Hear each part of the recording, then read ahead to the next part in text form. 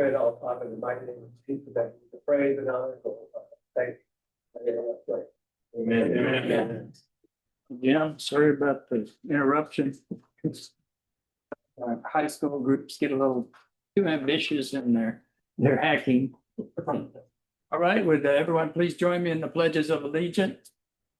I pledge allegiance to the United States of America and to the republic for which it stands, a nation under God, indivisible, with liberty and justice for all. The Texas flag. Honor the Texas flag. I pledge allegiance to the flag, one state under God, one indivisible.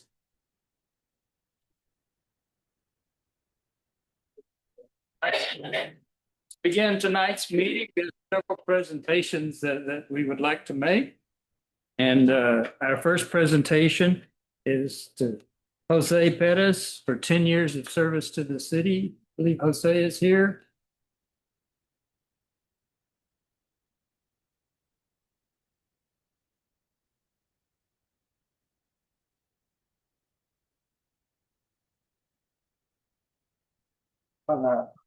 I'll present you with this beautiful 10-year plan for the city of Port Lavaca.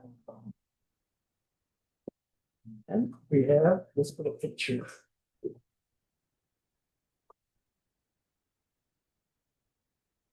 There, we have a certificate for 10 years of service for the city. There we go. Perfect. Here, service check is attached.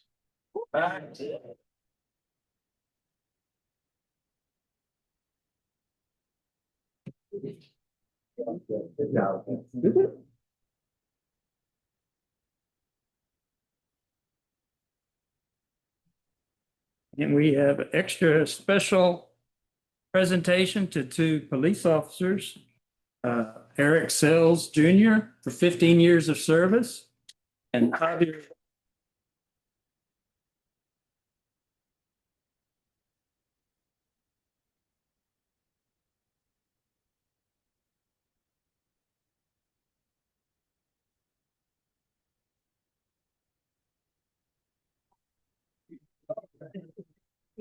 Oh, okay.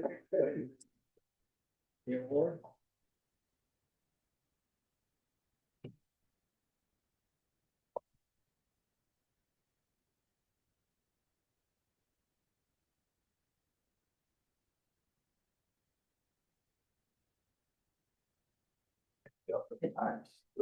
Thank you. Yeah.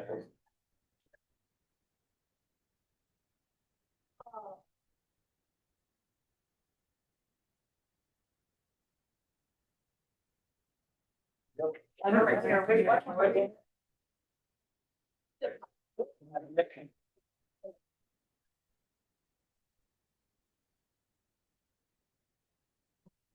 In part of it, then you can submit the Sure. right? We're another 15, hopefully. Yeah.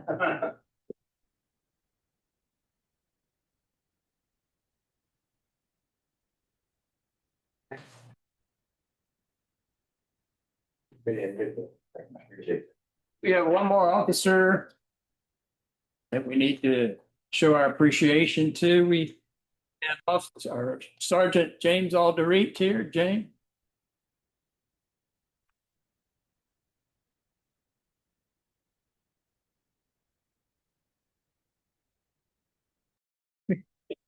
Was selected as Officer of the Year.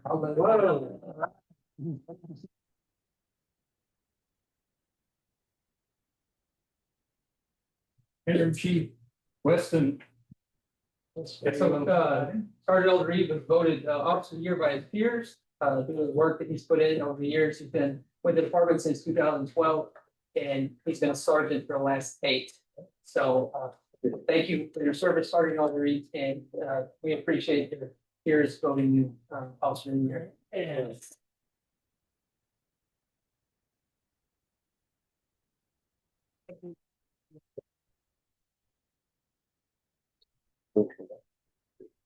It's only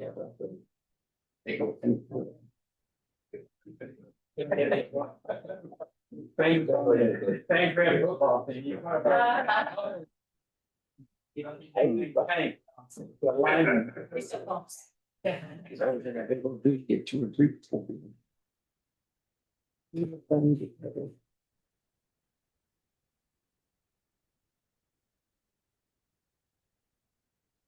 Okay, and next we have our annual proclamations for the Harbor Child Welfare Alliance. We have 2 proclamations that I am proud to present. First proclamation is Child Abuse Prevention Month. And it goes, whereas child abuse prevention is a community problem and finding solutions depend on involvement among people throughout the community. And whereas statistics of children who are abused and neglected escalate each year. And whereas the effects of child abuse are felt by the whole community and need to be addressed by the entire community. And whereas effective child abuse prevention programs succeed because of partnerships created among social service agencies, schools, religious organizations, law enforcement agencies, and the business community. And whereas youth serving prevention programs offer positive alternatives for young people and encourage youth to develop strong ties to their community. And whereas all citizens should become more aware of child abuse and its prevention within the community and to become involved in supporting parents to raising their children in a safe, nurturing environment. Now, therefore, we, the City Council of the City of Port Lavaca, do hereby proclaim the month of April 2026 as Child Abuse Prevention Month in Calhoun County, the City of Port Lavaca, and we urge all our citizens to observe this month by joining together as a city and county to promote the safety and well-being of all children and families and to recognize the child welfare professionals and allies who work tirelessly to protect our children. Witness my hand and the great seal of the City of Port Lavaca, this the 28th day of April 2026. And we have one more. We'll do them both and then present them. We're also, through the harbor, we're presenting a proclamation for Sexual Assault Awareness Month. Whereas sexual assault affects every person in Port Lavaca, Texas, as a victim, survivor, or as a family member, significant other, neighbor, or co-worker of a victim, or a survivor. And whereas many citizens of Port Lavaca, Texas, are working hard to provide quality services and assistance to sexual assault survivors, and dedicated volunteers help staff 24-hour hotlines, respond to emergency calls, and offer support, comfort, and advocacy during medical exams, criminal proceedings, and throughout the healing process. And whereas Port Lavaca, Texas, staff and volunteers of sexual assault programs are promoting prevention education by offering training to schools, churches, and civic organizations, as well as medical, mental health, law enforcement, education, and criminal justice personnel regarding sexual assault issues. And whereas it is vitally important that continued education efforts to provide information about prevention and services for sexual assault be supported and enhanced. And whereas it is critical to intensify public awareness of sexual assault, to educate people about the need for citizen involvement in efforts to reduce sexual violence, to increase support for agencies providing sexual assault services, and to increase awareness of the healing power of creative expression. And whereas the harbor requests public support and assistance as it continues to work towards a society where all women, children, and men can live in peace, free from violence and exploitation. Now, therefore, we, the City Council of Port Lavaca, do hereby proclaim the month of April as Sexual Assault Awareness Month in all of the City of Port Lavaca, and we urge all citizens to observe this month by joining together as a community to support sexual assault survivors, including when survivors reach out and disclose abuse, and to strengthen our efforts to prevent this abuse in the first place. Witness my hand in the Great Seal of the City of Port Lavaca, this the 12th day of April, 2026. We have some people here. I believe we have Maria Walton and Jennifer Rose from the Harbor. And I think we have someone, Martha from the Golden Crescent. Martha Pettis, is she here? Or from the Harbor? Oh, okay.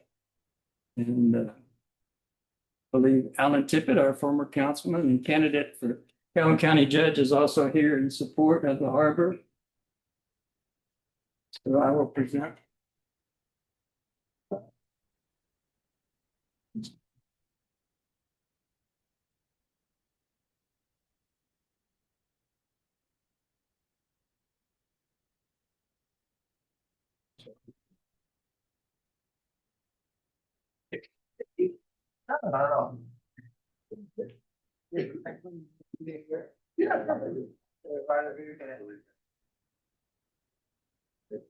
We're gonna go on 3, okay? 1, 2, 3.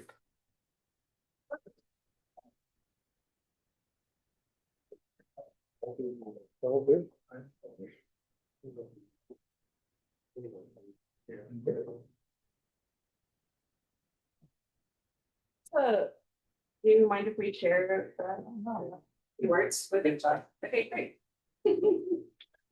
So, yeah, I'll stay right here, like, see everybody. So my name is Jennifer Rose and I'm the Director of Programs at the Harbor. And as it was said, April is National Youth and Child Abuse Prevention and Awareness Month. And so, so far this fiscal year, which starts in September, we have served 73 child victims. And of that, with the allegations of abuse breakdown is 38% sexual abuse or concern of sexual abuse.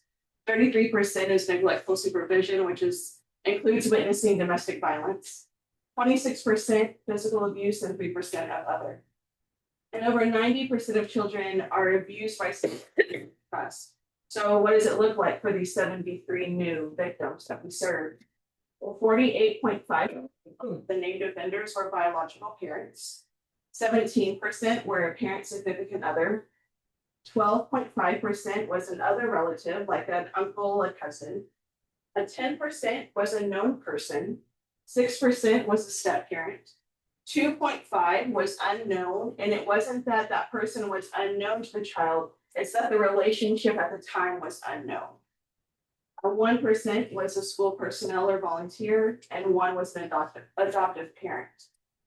And even though I've given you all of these numbers, right, and I said 73 new victims, the Department of Justice estimates that only 30% of sexual abuse is even reported. Right? So who knows? You know, we've seen 73 new, and 38% of those were sexual abuse, but who else, what other children in our community have experienced that, and they haven't come forward yet. And they may not even come forward as a child, they might come forward as an adult or not even at all, might just keep that to themselves. Some studies show that most child sexual abuse can be prevented, and that's through educating children, youth, and adults, combined with a comprehensive set of prevention policies. So what does that look like for Calhoun County? It looks like the Harbor partnering with the schools and doing presentations of welcome and unwelcome touches to educate children. And then giving them a workbook about it's their body and what that looks like, and the respect that they can demand of their body. Encouraging them to figure out who's a trusted adult that they can tell, and knowing that trusted adults don't ask you to keep a secret. And to encourage kids to keep telling until someone is able to help. And being and participating in community events and passing out information every opportunity that we get. The Harbor's mission all year, and not just in April, is to lessen the trauma to victims and family members of sexual abuse, child abuse and neglect, and other crime. and to improve the response of the criminal justice system by uniting the efforts of public agencies. Our goals are to advocate for the rights of victims and their specific needs, and to create an environment where violence is no longer tolerated. So we invite the Port Lavaca community to please join us in sharing education and raising awareness. Oh, it's a tongue twister for me. Of child abuse with proclaiming April as Child Abuse Awareness and Prevention Month.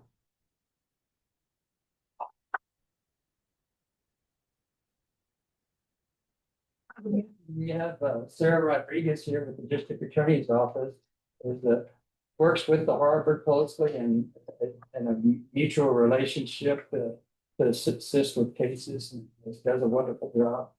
As well as the department who's here too. So April is also Sexual Assault Awareness Month, and this month aims to raise awareness about sexual violence, educate on prevention, and support survivors. Sexual assault is too common an experience. 1 in 4 women, 1 in 7 men will experience sexual assault in their lifetime. Sexual violence is widespread. It affects people of all genders, races, and backgrounds. Understanding the scope of the problem is essential in creating a meaningful solution. The theme this year is looking back and moving forward, which celebrates the resilience of survivors and the communities that are working for a change. Sexual Assault Awareness and Prevention Month began a grassroots movement and has now grown into a nationally recognized initiative. This April is the 25th anniversary of Sexual Assault Awareness and Prevention Month. This milestone is both a celebration of progress and a call to keep moving forward. Preventing sexual assault requires all of us, holding others and ourselves accountable, showing up for survivors, and being in solidarity with those whose experiences may be different. So we came here today to declare Sexual Assault Awareness Month so that we can keep moving forward and continue to try to fulfill our mission of creating an environment where violence is no longer tolerated.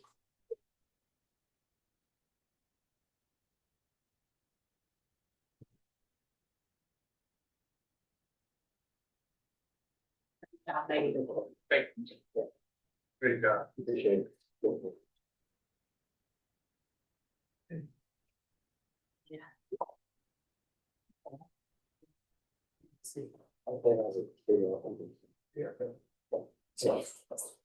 Yeah.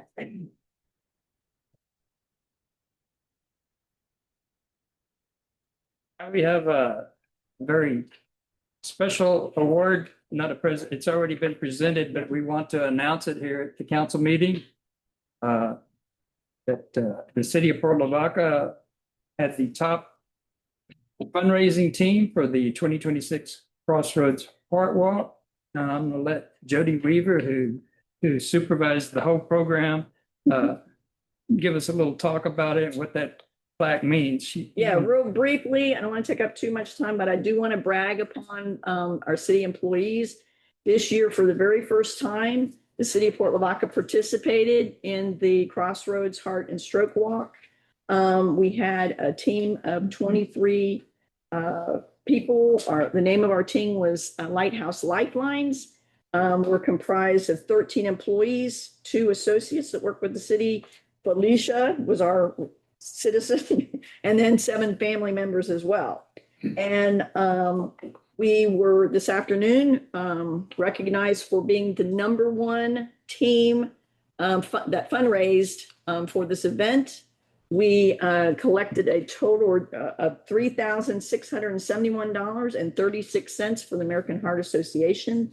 And I wanted to just recognize those employees and associates that were on the team: Sarah Baker, Alyssa Calzada, Tracy Durance, Tanya French, Rachel Garza, Aurelia Munoz, Karen Neal, Sandra Novello, Lorena Diaz, Joe Reyes, Brandy Shoestrike, Wayne Schaefer, Bradley Schaefer, Katrina Thomas, and myself. And again, there were 7 family members. Alicia was in there too. I'm Sure. chair of this heart walk, and so Jody being modest, I hate it. This was their first time being it. So this is a crossroads. This is through Victoria. There's a very large area here, and this is the first time doing this. I kind of stuck a fire underneath the city, and they kind of got memorial to kind of ramp it up a little bit. But for the size that they got, they said they do not get anyone this size to be number one. So other people that were number one for this for the walk, DTAR has been many times in Victoria. Formosa has been, and they just nudged out Formosa at the last minute to be number one. And then the team environment that they created kind of set the bar for the other teams out there. And I kind of pushed through, so I became part of their citizen team, but I kind of had to MC and do some other things.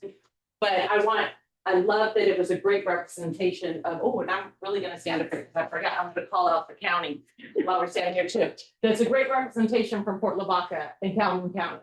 And that we're gonna work on getting more representation for the Crossroads area, for Golden Crescent region. And this was the fact that the top 3 were from this area was very impactful. And we tried to get the county to get in there, and we were gonna do kind of a dedication to the judge and former commissioner, because this is about, we just lost 2 of our most important members in the community. So we're gonna start egging it on, and we want to get other involvement to have the contractors get teams going and show them that Port Lavaca and Calhoun County, let's set that bar higher for Victoria. It's really nice. I love to rub it in. I'm really good at that. That's the one skill I have is smack talk. But just, but it inspired you guys that we really kicked their butt in Victoria, all of them. It wasn't one group. Prosperity Bank, you name it off, everyone that had come in first, and none of them were in the top. So Jody did an amazing job on the executive leadership team.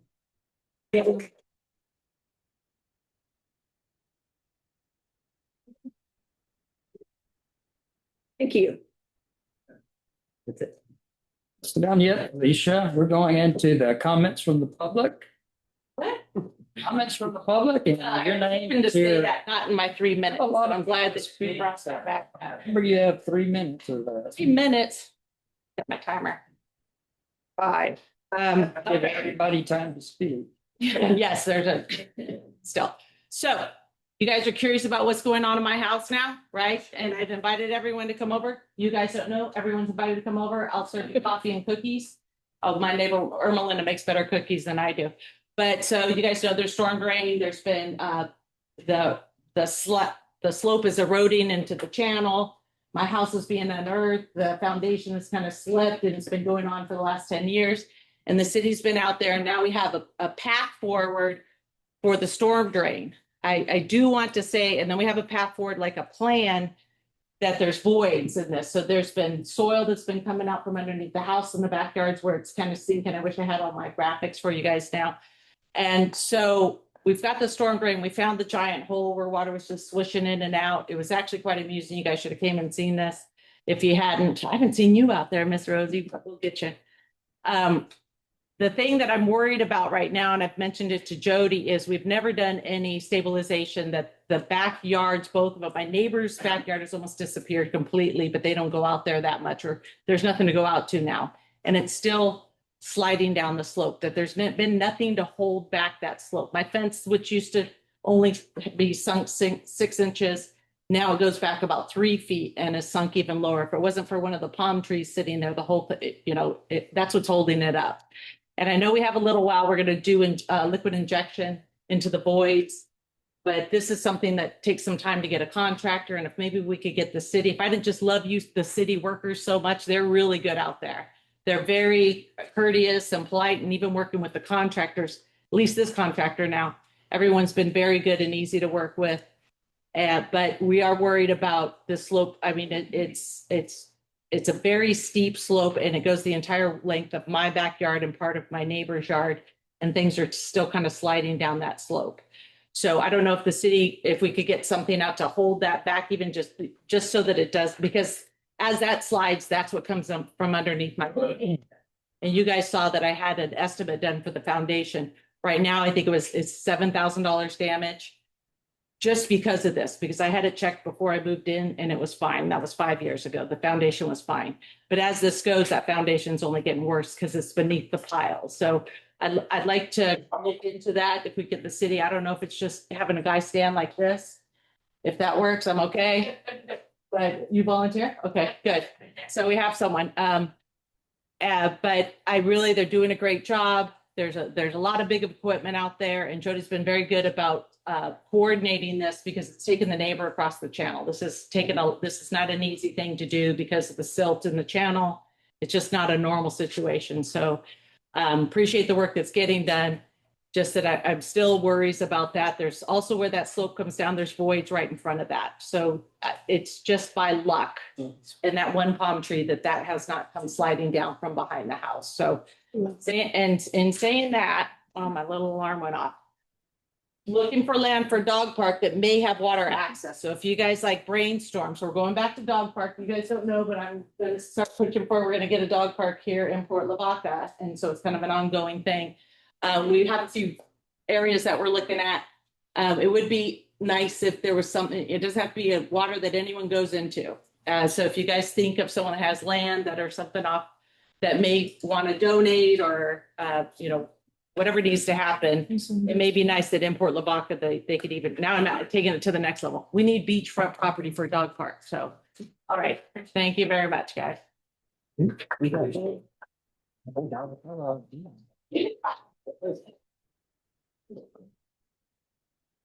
several people here to speak on the police department issue, the police chief appointment.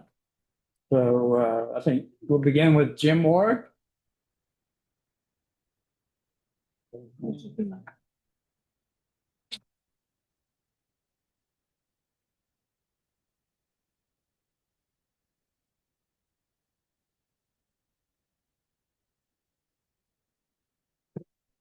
like to say thank you for the fact that we have that. That we have this set up here for the harbor, and I think it's a tremendous thing, and I thank God for that. I think it's a tremendous asset for the community. I would like to consider the council to consider something. I know that we've been talking about going outside the county, looking for someone. And I am a taxpayer. I live here in the city.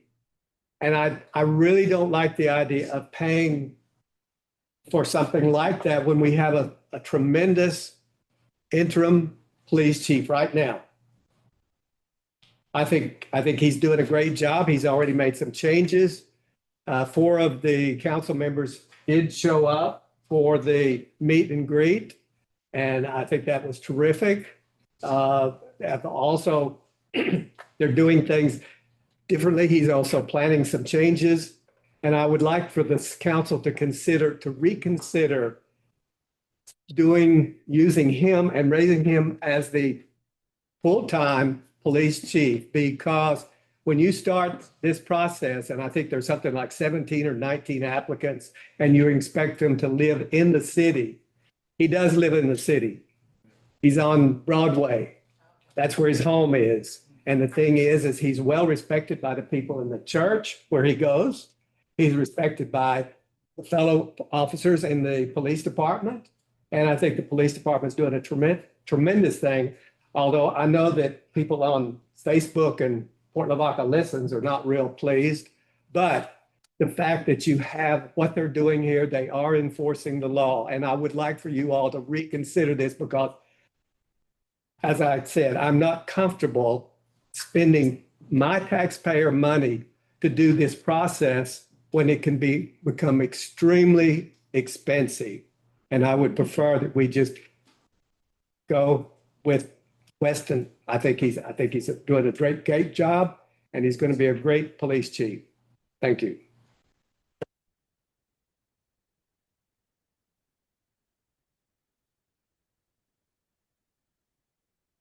I think he has quite a few supporters here also. Voters. Speaking of voters, we have Russell Kane. Russell Kane is signed up to speak.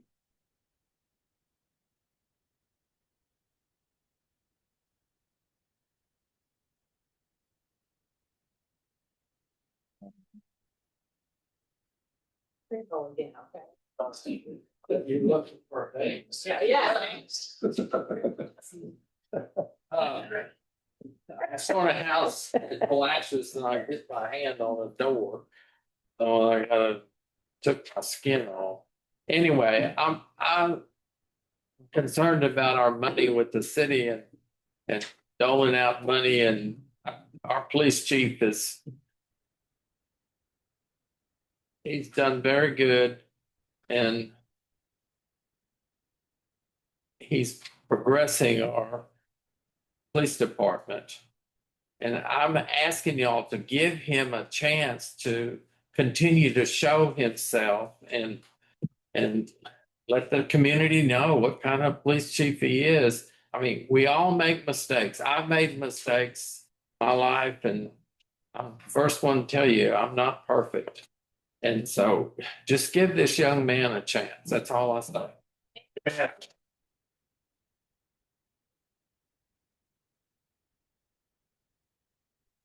Next I have Justin Jenkins, Reverend Dr. Justin Jenkins.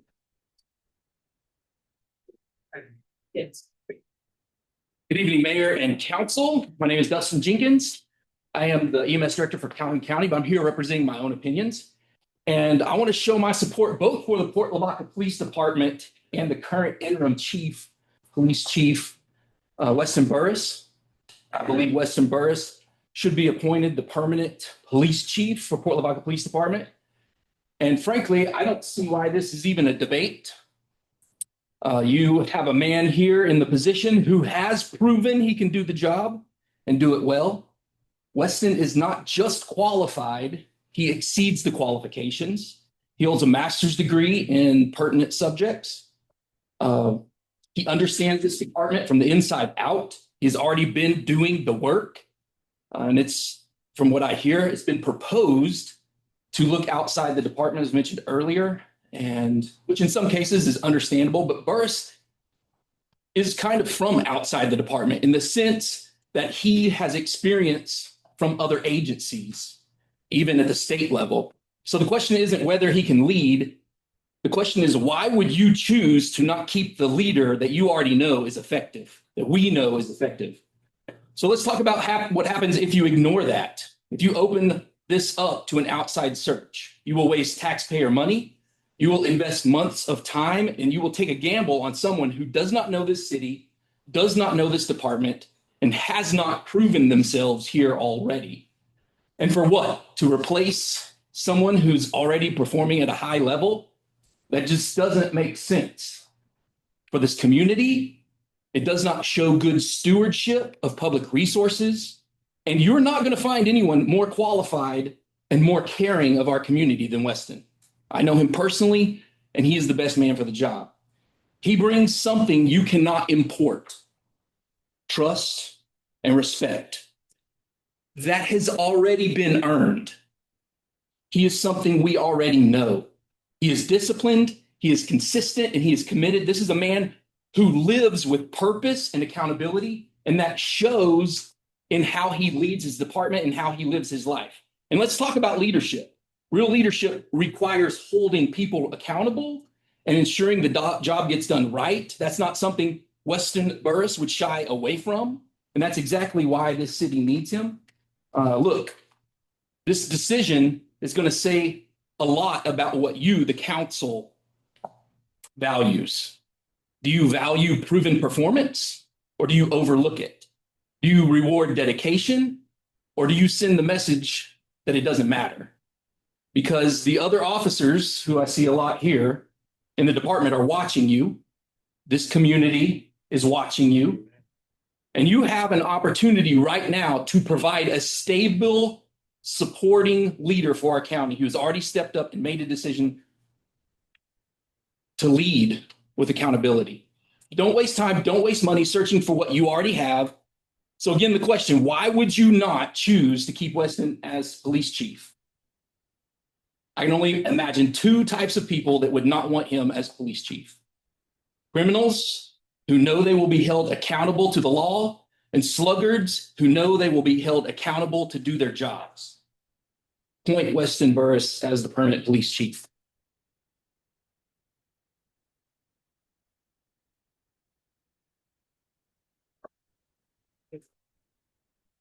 Joseph Jenkins. I'm Joseph Jenkins. I'm a family medicine position here in town, and I'm also the brother of Reverend Dr. Dustin Jenkins. I have known Weston for around 10 years now. We're church members, we're friends of the family. Jackson and my son are the same age, and they are friends. And I'm just here to show him my support and to recommend him for the permanent job of chief of police. And I think the city has a great opportunity with Weston. You'll have a great opportunity to hire somebody who, Weston's a Christian and he lives his life the way that you would expect someone who calls themselves a Christian to live their life. So he lives his life the way he says he's going to live his life. And I know that's how he does his job too. So we kind of have a joke. We used to have a joke kind of at church, like, hey, if you're getting pulled over by Weston, don't expect to get out of the ticket. You're getting your ticket. He's going to hold you accountable to the law. And that is what you want out of your chief of police. That is his job. And that's what makes the city a safer place is being the law upheld. And if you wonder, why is that so important? Look at the ladies we had here from the harbor. That's why it's important. And just knowing him personally, I guarantee he is the best man for that job. So I appreciate y'all's time. Thank you. Thank you.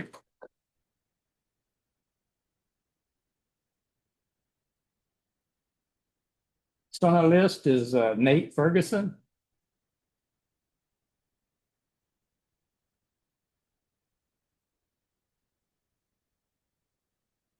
Good evening, Mayor, council members, and city staff. My name is Nate Ferguson, and I'm here tonight to speak in support of Acting Chief Weston Burris and the men and women of our police department. Chief Burris has stepped into a critical leadership role, and he's done so with professionalism, integrity, and a clear commitment to this community. Strong leadership matters, not just inside the department, but for every citizen who depends on public safety. He has my full support, and I encourage you to continue backing his leadership. I would also strongly encourage this council to promote from within and make Acting Chief Burris the permanent chief. Leadership that is developed here, invested here, and committed to this community long-term is invaluable. Too often, smaller cities bring in outside leadership that uses the position as a stepping stone to a larger department. Port Lavaca deserves leadership, and that is rooted here and committed to staying here. I also want to address something that's becoming increasingly hard for the public to ignore. Our officers are doing their jobs, they're building cases, making arrests, and putting in the work. But when those cases repeatedly result in minimal consequences, it sends the wrong message, especially to repeat offenders. The concern here is not with law enforcement. The concern is what happens after the arrest. When outcomes do not reflect the work being done by officers, it creates frustration in the community and weakens confidence in the system as a whole. Accountability must exist where those decisions are being made. That responsibility ultimately falls on the district attorney's office. I would strongly encourage a higher level of accountability so that there's justice, so that justice is consistent and actually felt in the community. Lastly, I want to commend City Manager Jody Weaver for the recent survey on growth, infrastructure, and the quality of life. That is a great step in the right direction. But as we talk about quality of life, we also have to be willing to address what's right in front of us. Commercial properties like Calhoun Plaza have been allowed to fall into disrepair, potholes, unmarked parking lots, and vacant buildings that sit for years. That's not just an eyesore, it's neglect, and it reflects our city. It also creates potential liability issues for both property owners and, if left unaddressed, the city itself. Holding property owners accountable to basic maintenance and safety standards is a reasonable and necessary step. In addition, I'd like to briefly mention animal control. There are a growing number of intact dogs running freely throughout the city, and in many cases, owners are not being held accountable. This is not just a nuisance, It's a public safety concern and a liability issue. Whether it's the risk of bites, traffic incidents, or uncontrolled breeding, this is something that needs stronger enforcement and attention. In closing, I respect the work that you all do, and I thank you for your time tonight. I'm proud to support Chief Burris, and I believe the city is capable of holding a higher standard across the board. The work is being done now. It's time for the results to match it. Thank you.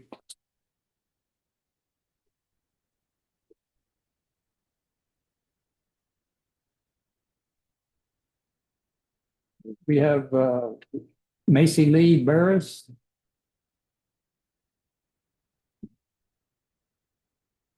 Good evening, City Council members. My name is Mackley Burris.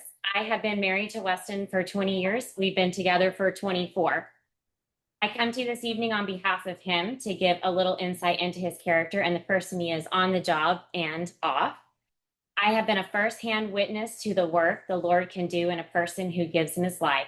Shortly after we started dating, Weston and I both made public professions of faith and were baptized in a small church right outside the city we met in and went to college. A few years later, we married and the roller coaster of life began. I am an elementary teacher and I've worked in Texas and New Mexico public schools for 20 years. When we married, Weston took his role as provider very seriously, working long, tireless hours at the car wash at Bruner. He managed 30 employees, finished his bachelor's degree, and was married to a new teacher. Needless to say, he was busy. He values his work and pursued his dream of being a game warden. We moved to New Mexico 5 months pregnant, and our next chapter began. He worked well into many nights deep in the mountains of near Eagle Nest and Cimarron. With a new baby, we decided to come back to Texas after he was hired as a game warden here. After years of service, of traveling to the border and being gone every weekend and holiday just wasn't the dream anymore and really wasn't conducive to our needs as a family. Jackson needed a dad who was home, especially as he entered the teenage years. I saw a posting for Port Lavaca PD and shared it with Weston. He went down and talked to Chief Ring now, and he came home that day and said, "This is where I'm supposed to be." He was proud to join this team of officers and make a difference in our community where we're raising our son. Jackson will be a proud graduate of CHS next year. We've lived in many places, but Port Lavaca is our home. Weston loves his job, the people he works with, and the families he serves, who are just like us, wanting a safe, family-oriented community to live and work in. He's been called out at night, answered texts on holidays, helped others on weekends, and still continues to love his job and support others. This man prays every day, as he did even before he was named acting chief, for his officers and their safety. He's taught them, trained them, learned alongside them, attended meetings and professional conferences with them. They are family, and when they need some tough love, he's there to give it to them in the form of advice or an encouraging word along the way. A few years ago, Weston shared a new dream with me. He said he wanted to get his master's degree in criminal justice and public administration with a dream to be chief one day. When given this opportunity, he faced the challenge head on and was excited, maintaining a 4.0 GPA. He came home the other day and said, "This is all to do." He's a leader. I'm beyond proud of him. His humility and perseverance has made him the man he is today on the job and at home. The Lord has guided us every step of the way, and we are part of this community. We eat together, go to church together, shop here, support our local businesses, and we have the history here. The other day, a lady asked me what it's like to be married to the chief of police, and did I feel like I could speed around town? I was like, no, because they'd probably give me 2 or 3 tickets just because. I also told her he sleeps really well. He's definitely working his brain during the day and he's happy.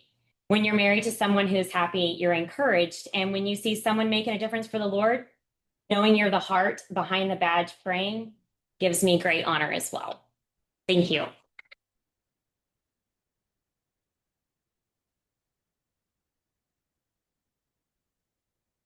On the list is Ken Rippey.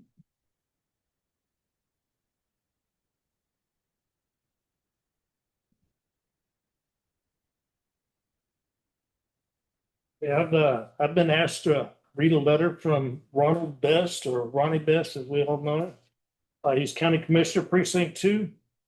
Says, "Dear council members, unfortunately, I was unable to attend tonight because I have another meeting to attend. I would like to express my feelings on hiring Burris on as the chief permanently. I have known Weston for a while, and he is one of the most outstanding men I know. In my opinion, he is the best man for the job. The knowledge he has as a police officer is unmatched. I think that promoting from within the ranks is the best way to go. I know that Weston will be respected by all the men and the women on the force, and I believe he can be fair and impartial when dealing with the officers. I'm living proof that a person can be promoted from within the ranks and still be a good boss, as I have worked my way up from a regular hand to the commissioner. Weston already knows his fellow officers and the people of Port Lavaca, which in my opinion would make it easier for him to transition to chief. In conclusion, I urge you to rethink hiring from outside the department. Weston is a good man, knowledge and the skills to run the department. Thank you, Ronnie Best. And me, from my personal point of view, I've known Weston for probably almost 15 years now. I met Weston the first time when he was checking my license while I was dove hunting.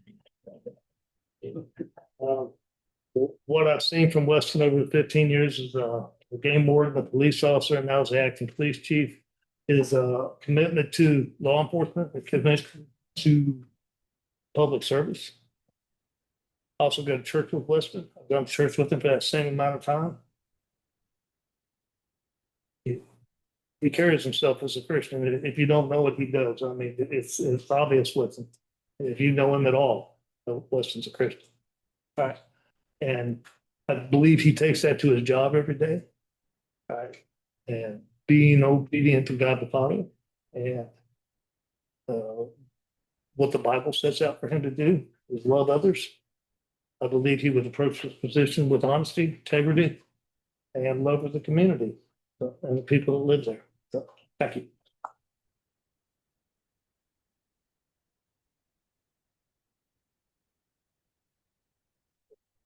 Next, we have Eric Gregory. Evening,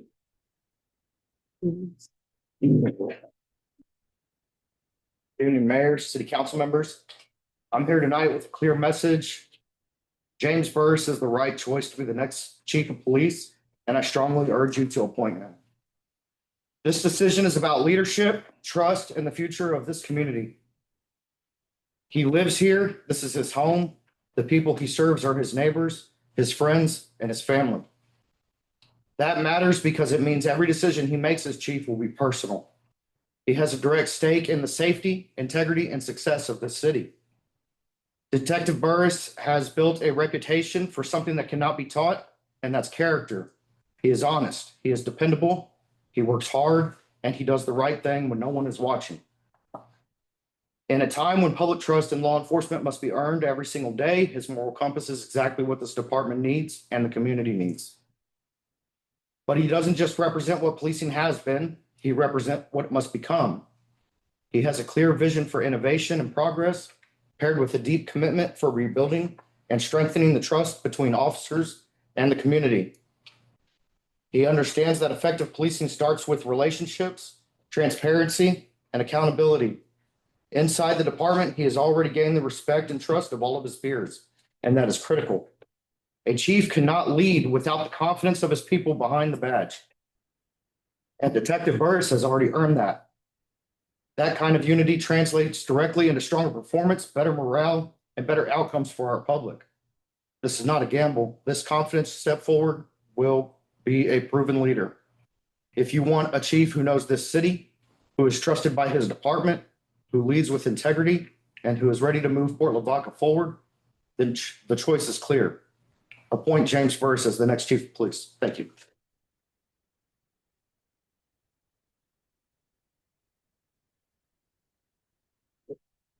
We have Karen Neal.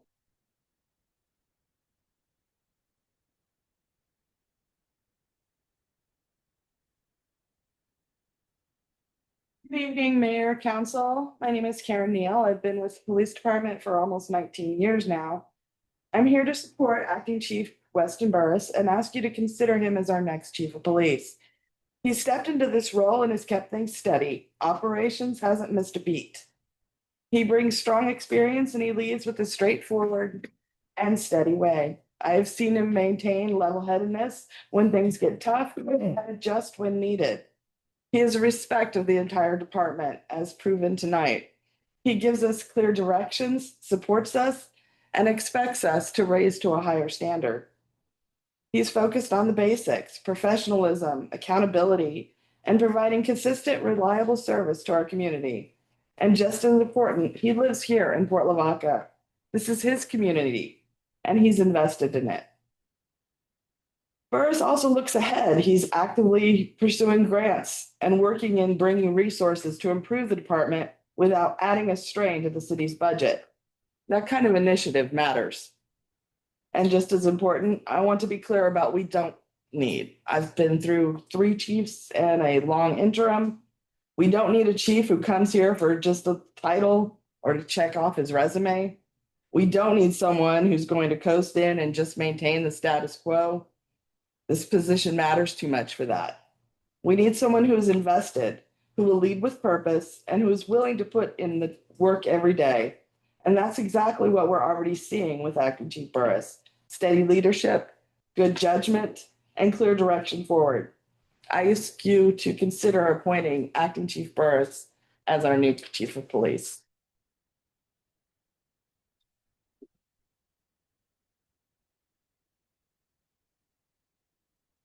Next, you have Angie Phelps.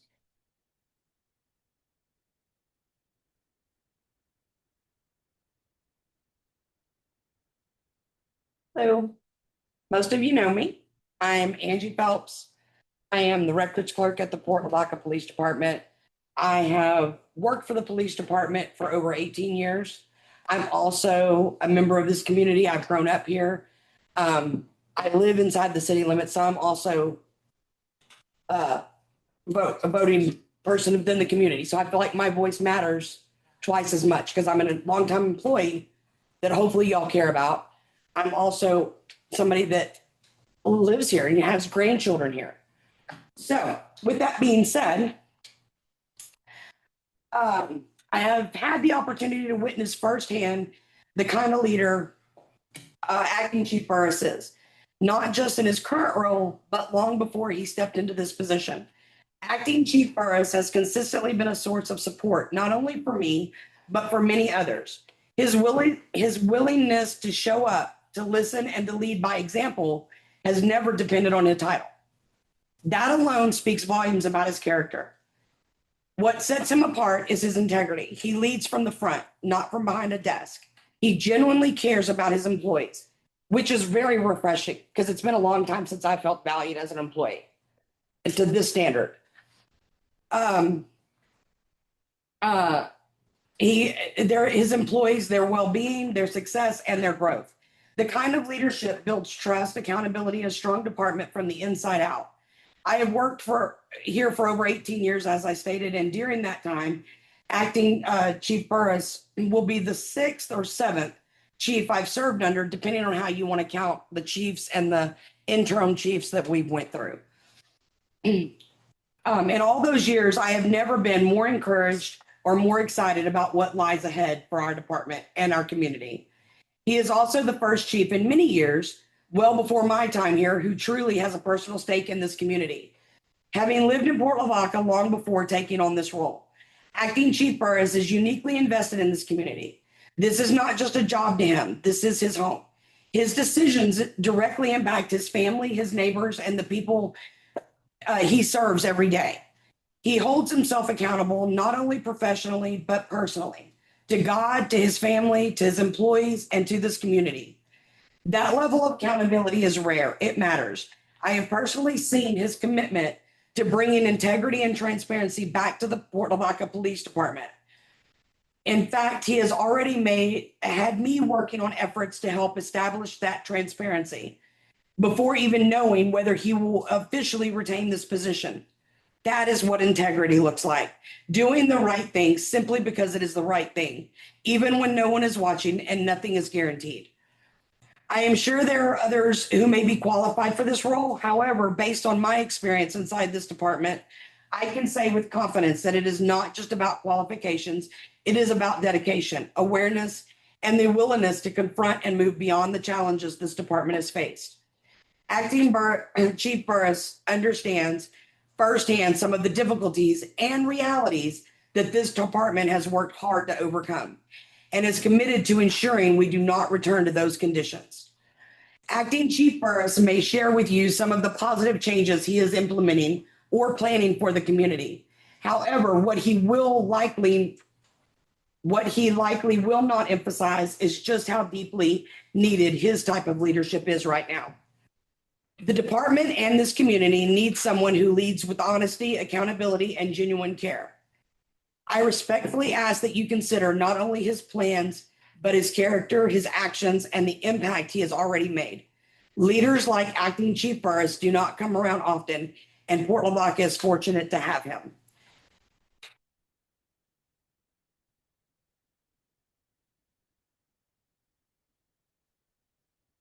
I want to add that when he became acting chief, within 3 days, he did or started moving on changes that our department has needed for so very long. Things that are already in place that were not being utilized. That's what I was saying about the projects he's got me working on, or things in records. There's a program called Citizen Connect. We've had it. We've not used it. Day 2, he said, what? Figure out what we need. Get that going right now.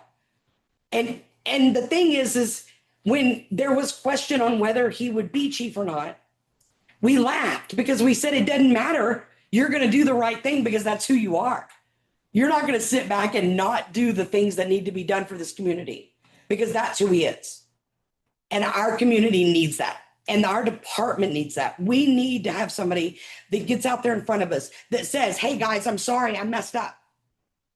But hey, let's do this. Let's figure out the right way to do this. Let's do the right thing. And that's what he does. And I just hope y'all take it into consideration. I know you'll have a lot of things on your plate and a lot of moving parts. And if y'all care about what we think as employees, my door is open at the PD, and I'm more than willing to talk to any of you and tell you more things about things that have not went okay and things that and why I'm so encouraged about him being our chief. Thank y'all.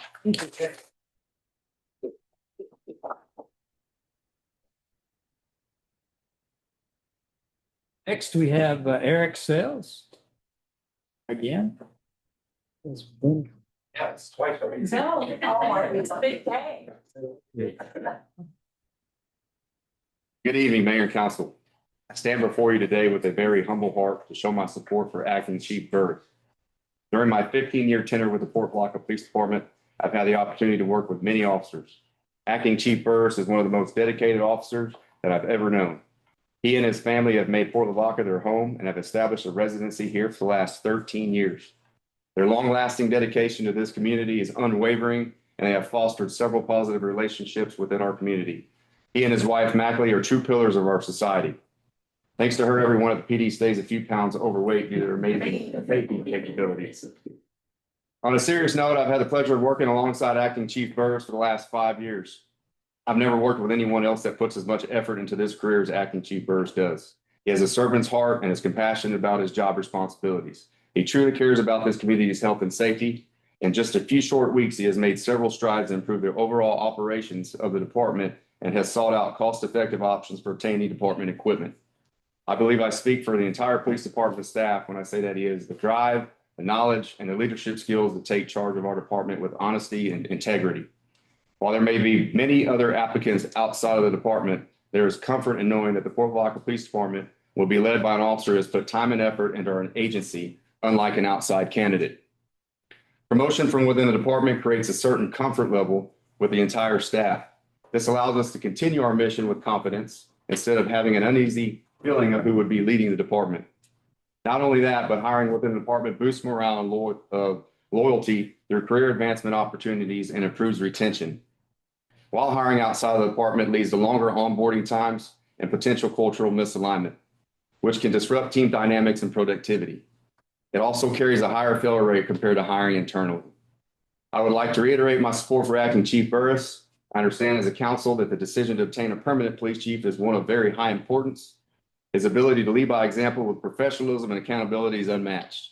I encourage you council members to select Acting Chief Burris as the permanent chief of police. I appreciate each of what you do for our city. Thank you and God bless.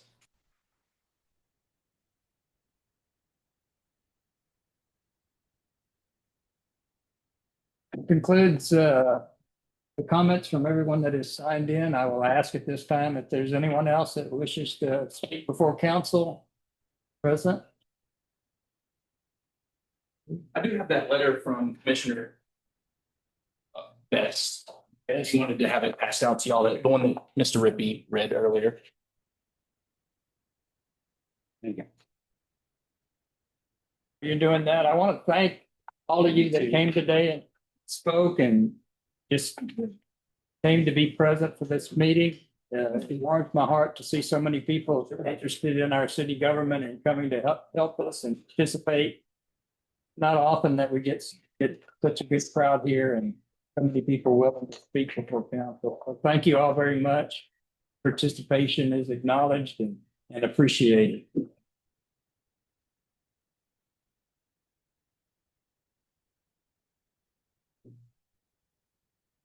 That concludes our comments from the public.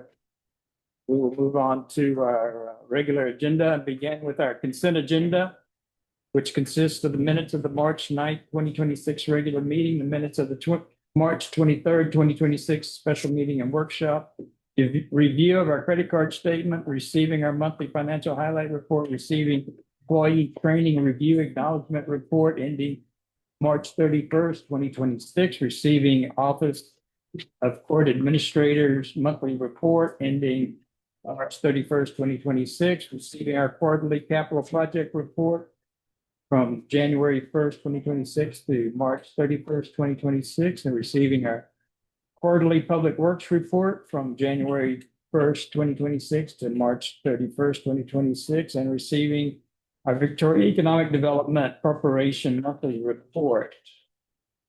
Anything you want to talk about on that one, Daniel? No, I'm good. Rosie? No, I'm good. Okay, well, I'll make a motion to approve the consent agenda. We have a motion and a second. Approving the consent agenda as presented. All in favor, say aye. Aye. Any opposed, same sign. None opposed, motion passed. Right, we've now moved to our regular agenda items. Which agenda item number 1, consider amendment to the city council approved agenda item 8 at regular scheduled meeting on March 9th, 2026 regarding closure of Main Street and Live Oak Street from 8 p.m. to 2 p.m. on Friday, June 19th for a Juneteenth after hours community event hosted by Kenny Banks, changing the date to Saturday, June 20th, 2026. Dania? Here, council, this is for the closure of Colorado Street between Main and Live Oak. It was approved last month for Friday in order to keep with the flow and not have this event kind of conflict in some ways with the city event. We're requesting to do that Saturday night rather than Friday night. Second. We have a motion and a second approving the amendment to the agenda item number 8 at our regular scheduled meeting on March 9th, 2026 regarding the closure of Main Street and Live Oak Street for a Juneteenth after hours community event hosted by Kenny Banks by changing the date to Saturday, June 20th, 2026 as presented.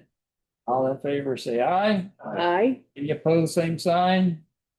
Not opposed, motion passes. Right. We'll move to agenda item 2. Consider agreement between the city of Port Lavaca and Raleigh McCoy Architects for City Hall Master Plan Phase 5 interior renovations. Jody? Mayor Council, attached in your pack is the proposed letter of agreement from Raleigh McCoy Architects for the Phase 5 City Hall Master Plan interior renovations. It's an hourly fee contract with a not to exceed amount of $25,000 plus an additional $8,000 for mechanical, electrical, and plumbing consulting services for a total contract amount not to exceed $33,000 without further authorization. We do have this budgeted. This year we had budgeted $350,000 for City Hall, and then there was $50,400, I think, for the canopy over the outside collection water meter, I mean, not water bill collections drive-through. And so even with this 33,000 will be taken out of that total. That still leaves us about $70,000 left for this project to spend controlled access elements of the project, as well as we're kind of looking at possibly replacing some windows, but we'll get with council on that before making any recommendations for the remainder of the project.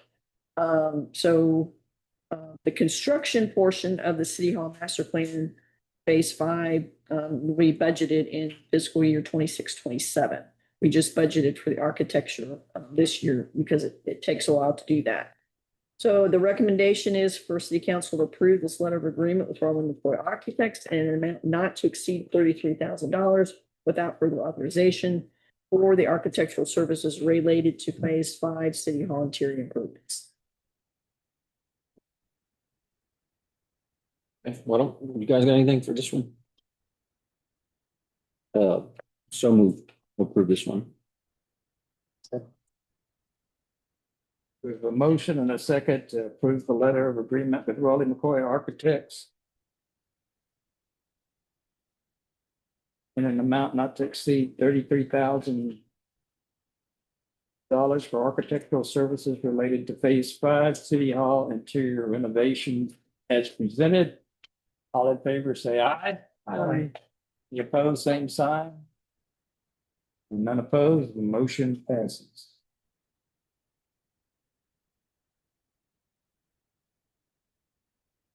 Right, we'll move then to agenda item number 3, consider certificates of construction completion and authorized release of retainage and final payment for the City of Port Lavaca Ann Street Lift Station Replacement Project.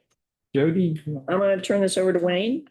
Mayor, council, as you know, in part of our sewer rehabilitation system, we've been replacing lift stations as needed. The Ann Street Lift Station project has been completed. The engineer sent over a letter of approval letter of certificate of completion request for and release of retainage in the amount of $40,790, and staff recommends approval of the certificate of construction completion and authorization to release retainage and final payment to the contractor, contingent upon receipt of all and approval of all required closeout documentation. Any action items left over from that project, or is everything complete? No, it's complete. I think we're gonna copy this formula for the next one, when we do the next one. They're pretty much cookie cutter. Yeah, that's right. This is a good setup. Yeah. That lift station also protected for in case, the dirty pile so-called, put out, is it gonna happen there too? They're all protected as best you can be, but you can't protect for everything. I mean, doesn't do any good have a generator there if the generator doesn't kick on when the power goes bad. I think that would have to be somehow connected together. I'm just saying. The generators work. They were automatic transfer switches. The power goes off, generators come on. He's talking about the variable speed drive issue. Is that? Yeah, that's not a BFP station. Is that? Okay. We only have one of those. And then engineers coming out at some point, right? For the As soon as Mercer schedules to do the power study, then they'll be coming out too. Missing district? Whose district is this? And Ann Street, that's actually 3. Islands. That's 3. Yeah, I move that we award the completion. second. We have a motion and a second approving the certificate of construction completion and authorization to release the retainage and final payment to the contractor contingent upon receipt and approval of all required closeout documentation as presented. So all in favor say aye. Aye. You opposed, same sign. None opposed, the motion passes. We're at agenda item number 4, consider award a professional engineering contract for the Texas General Land Office, Texas Coastal Management Program Grant Cycle 31, contract number 26056-017F 417 Smith Harbor Boardwalk. Jody? Mayor Council, the city was awarded a coastal management program grant from the Texas General Land Office. Purpose of this project is to provide the public with free, safe, and accessible access to the downtown waterfront area of Lavaca Bay, promoting recreation, accessibility, and environmental stewardship. Specifically, this project is going to construct a 10-foot wide boardwalk along the seawall of Smith Harbor and tying it into the crab and fishing deck that we recently completed with the Matagorda Bay Mitigation Trust Grant. The city issued a request for qualifications for engineering services, and we received 3 responses: GNW, Urban Engineering, and EXE US Services. There was a scoring committee was formed to evaluate the proposals. That was myself, Wayne Schaefer, Harbor Master Jim Rudelock, and the chairman of the Port Commission, Raymond Butler. The scoring committee evaluated all the proposals, and each proposal was independently scored, and the results were compiled to determine the most qualified firm. That scoring is attached behind the memo. Staff recommends that City Council approve the award of a professional engineering contract to the top scoring firm, which was Urban Engineering, for this Texas General Land Office Coastal Management Program, Cycle 31 contract for the Smith Harbor Boardwalk project, and authorize the mayor to execute the engineering agreement. The engineering services will be provided on a reimbursement basis in accordance with the term of the grant agreement.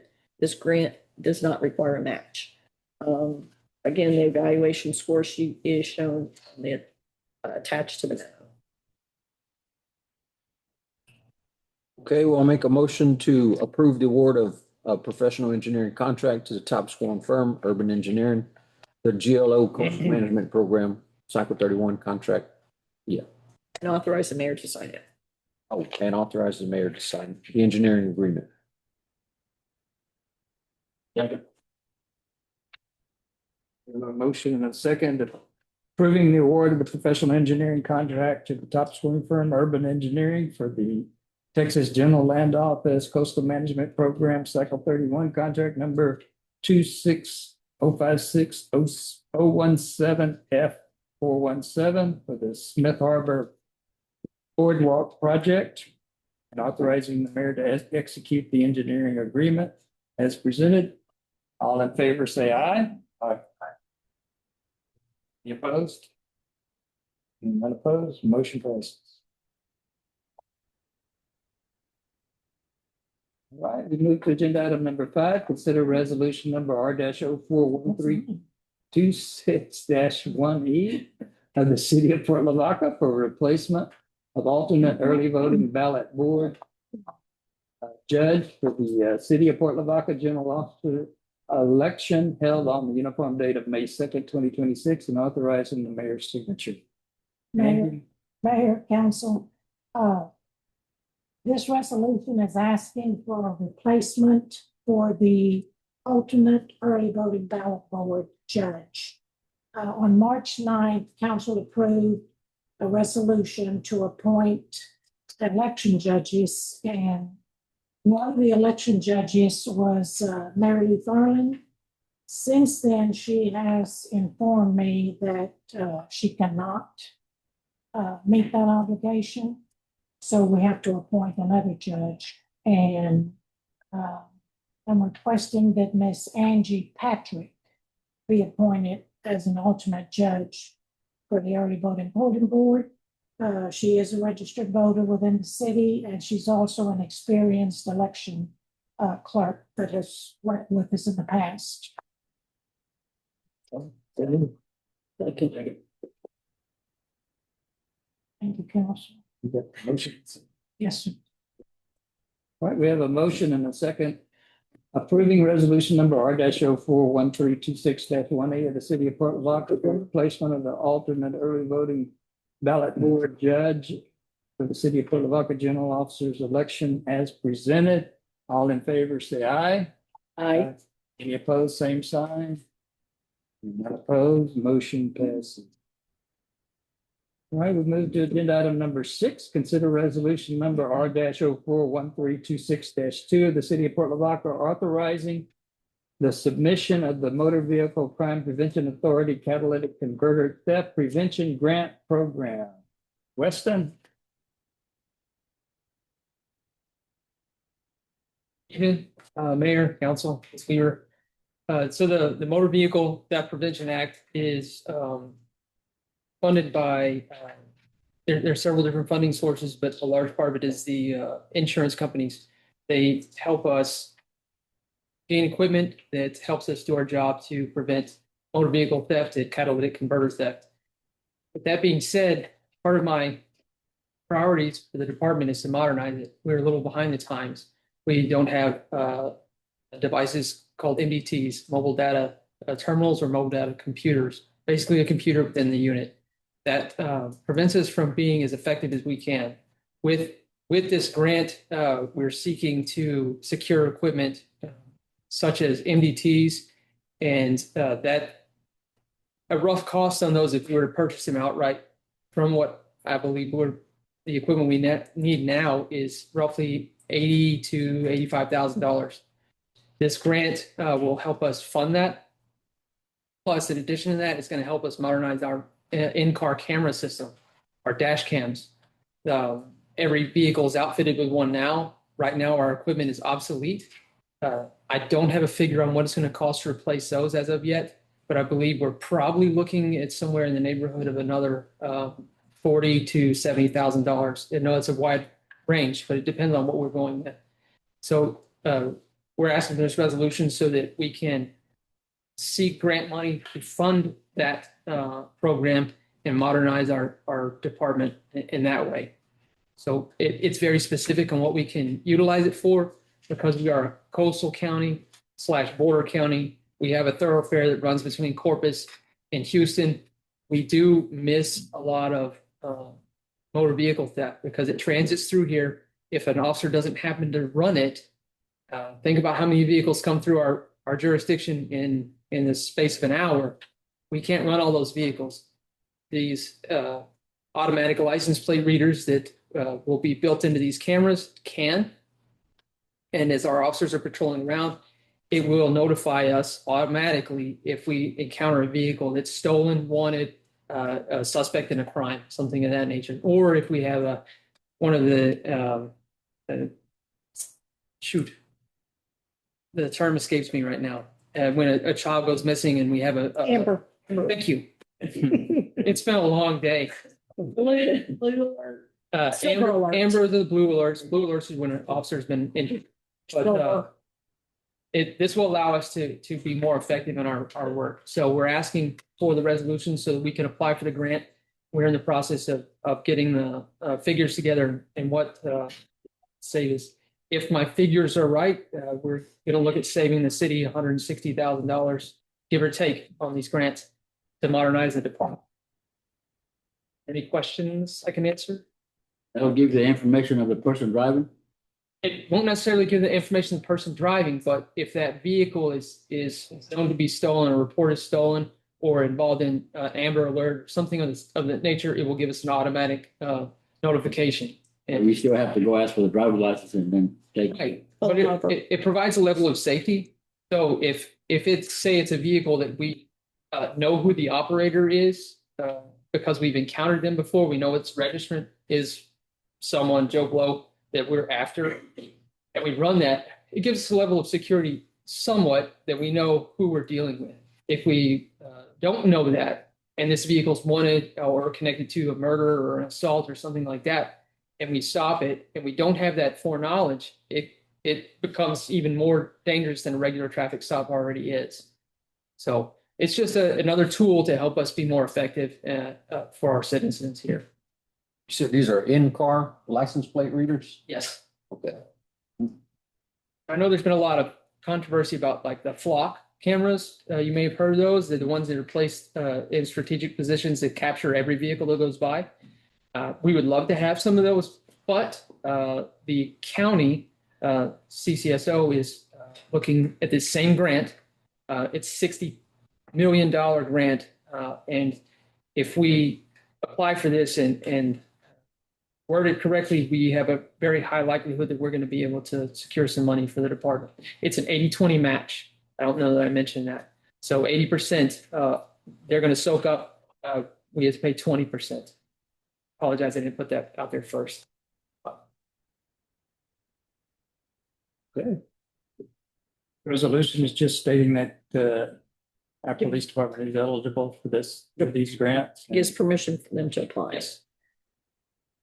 And authorizes me to sign it, make the application. So it makes us liable for any misappropriation or anything within the grants. Grant application. Need a motion, Jack? Need a motion, yes, to accept or to approve the resolution as presented. I make a motion. Second. We have a motion and a second approving resolution number R-041326-2. City of Port Lavaca authorizing submission of the Motor Vehicle Crime Prevention Authority Catalytic Converter Theft Prevention Grant Program as presented. All in favor, say aye. Aye. Any opposed, same sign. Hearing none opposed, motion passes. Next, we will receive the update on police operations from Acting Police Chief Weston Burris. Mayor, Council, Sweeter. So since I've been in this position, you asked me to, I'm going to treat it like my baby. So one of the things that we spoke about when we first made this move was that I felt like the department was kind of, we needed a little more direction, right? And so one of those first aspects of direction is I want to address is the mission statement for the department. What you see now is the current mission statement there above. And what I plan to do is develop 3 different mission statements for the department to. Oh, you're fine. I'll keep going. This is. So I want to propose 3 different mission statements. So I've compiled a leadership team of our formal and informal leaders in the department, and we've already had 1 meeting. We'll be having a second one here shortly. They're in the process of developing mission statements, multiple mission statements. We're going to go together and see which ones we agree to or fit us most. And then with your approval, Council, I want to take those 3 mission statements and present them to our citizens and have our citizens then make a decision on where or how our mission statement should read. So that way we encompass, we take your position, we take our citizens' position, our officers' position, and we meld that together for our constituents to make it a more appropriate mission statement.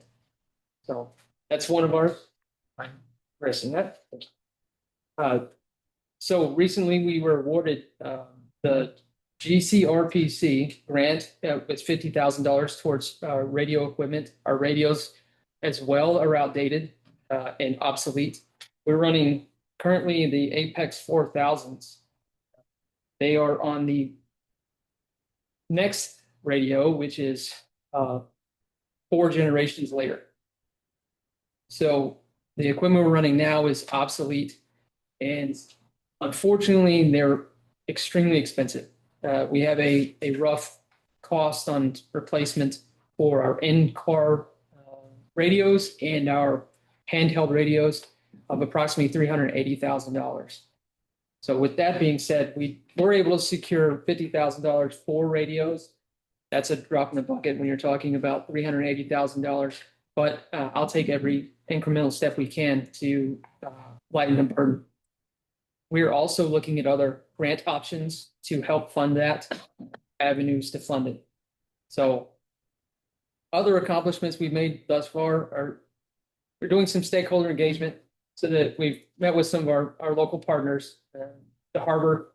We've done the Coffee with Command. We plan on doing some more community engagement aspects like that.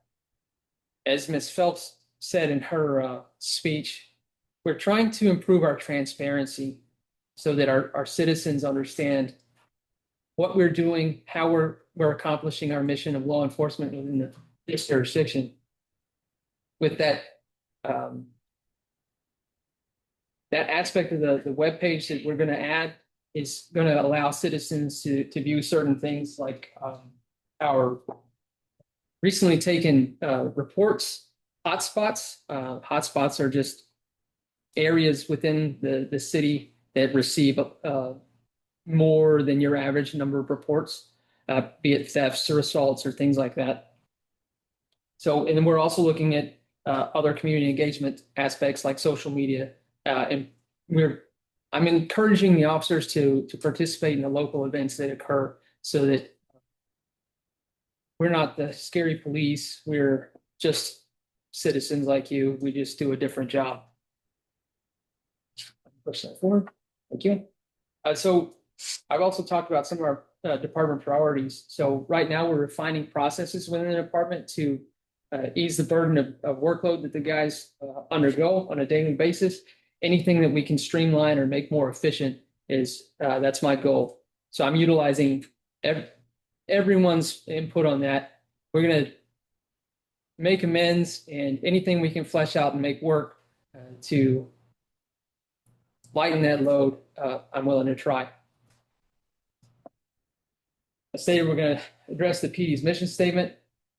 One of the other things I want to address is the department's curb appeal. It's kind of sad. We just have a rock bed. I'd like to have some color there and just address some of that. I've spoken with Ms. French about working on a recruitment video and possibly a billboard. Anything we can do, because right now everyone needs cops. We're near full staff. We have 2 in the academy right now. They won't be operational for another 7 to 8 months, depending on the timeline. And then we have 1 that's waiting to possibly go to the next academy, which means she's roughly 12 months out from being operational. So work on recruitment, and really I want to seek to retain our officers more than recruit. It's cheaper to keep her, right? So that's the statement or the saying.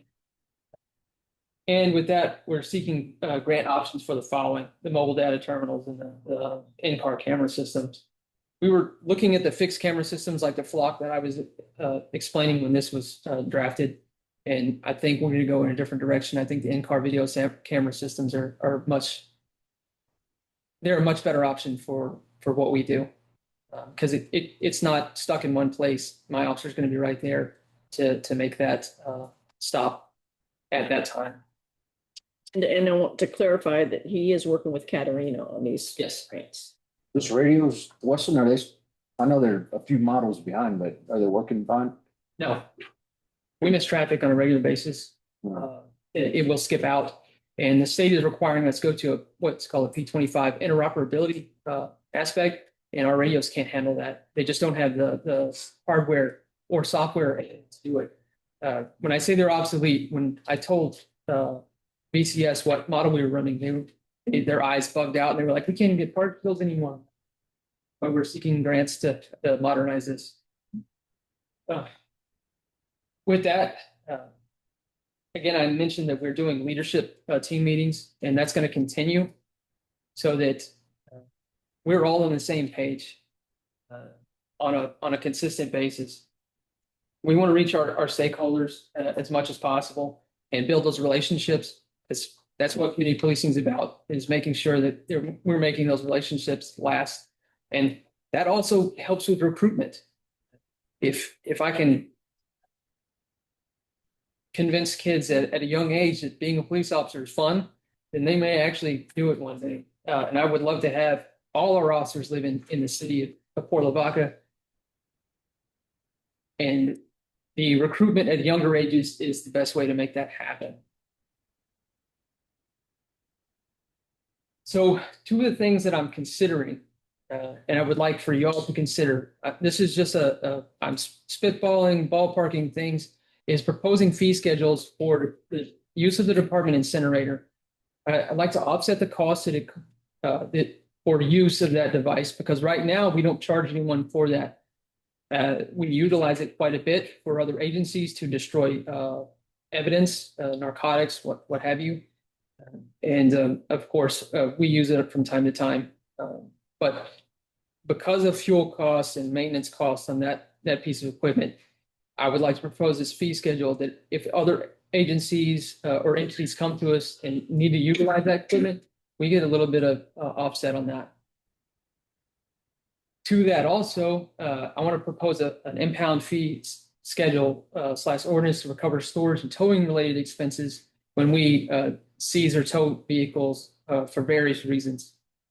Again, just to offset, because we seize vehicles on occasion and we have to eat that cost of that tow and storage fee for some time. We have 2 vehicles in our lot right now that are seized as evidence, and it would be beneficial for us to be able to charge those suspects for the storage of that equipment. After a date that you've already cleared it for release? Right. And it stays here? Okay, all right, that makes sense. And then who uses the incinerator besides us? Just this week, last week, Cuero PD came down and they destroyed some evidence that they had stacked up in their evidence locker. The case has been disposed of, and they got orders for destruction, so they came down and we helped them destroy their evidence. Where is it located? It's over there at Animal Control.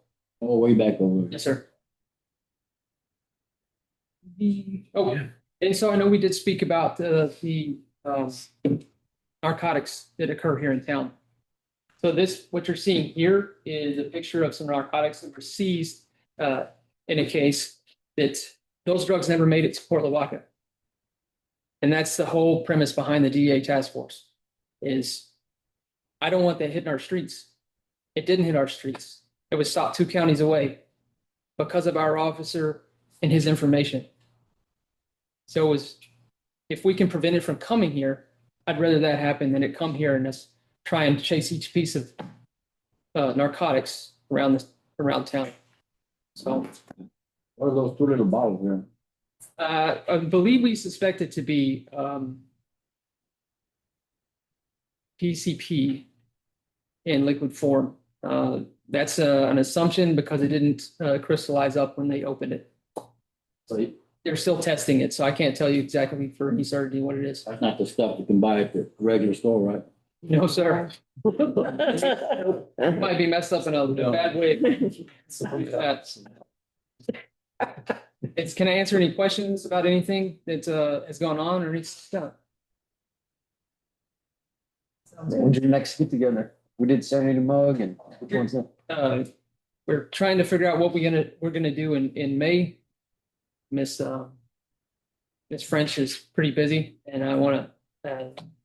I'd like to try and do something almost once a month. See if we can get more community interaction. So, still thinking. Again, that's what the leadership meetings are for, because that coffee with command came from one of the other guys. He's like, "How about this? Perfect, love it. Let's use it." I'm not going to take credit for stuff. It's the guys have been wonderful. They're all on board. So, as you can see, yeah. Thank you.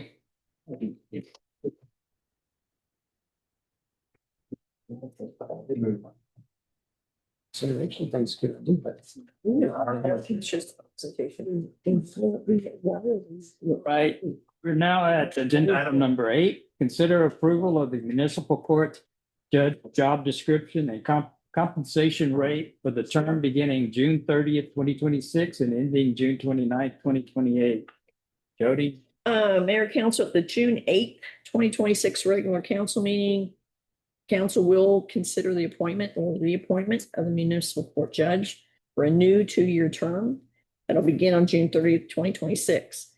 To provide clarity in the essential duties and responsibilities, minimum qualifications, working conditions, and time commitment, the council discussed these elements of a job description for the municipal court judge at a workshop on March 23rd.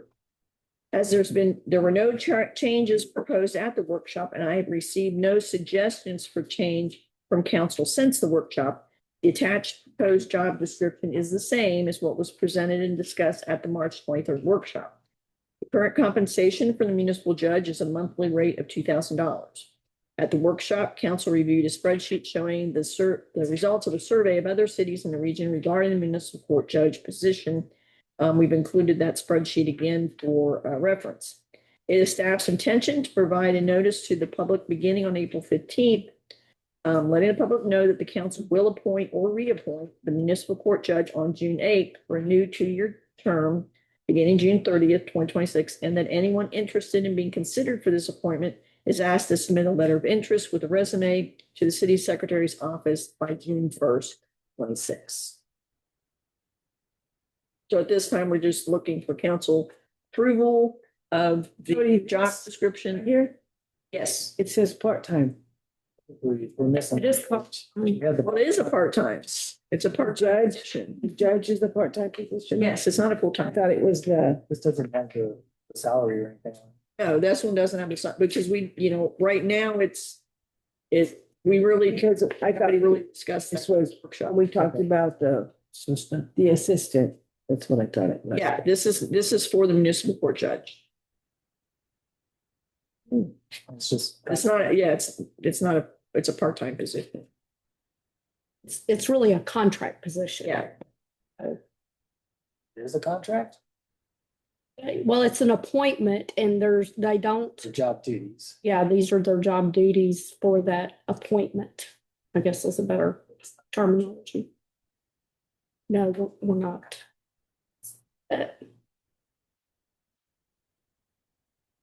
Yeah, I like to see this on paper clearly spelled out. And then we already talked about the salary, so I don't have any changes to it. So I'll make a motion to approve the municipal court judge job description and the compensation rate for the term beginning June 30th, 2026 and ending on June 29th, 2028. The compensation is the same as what it is now. Yes. Second, anybody second yet?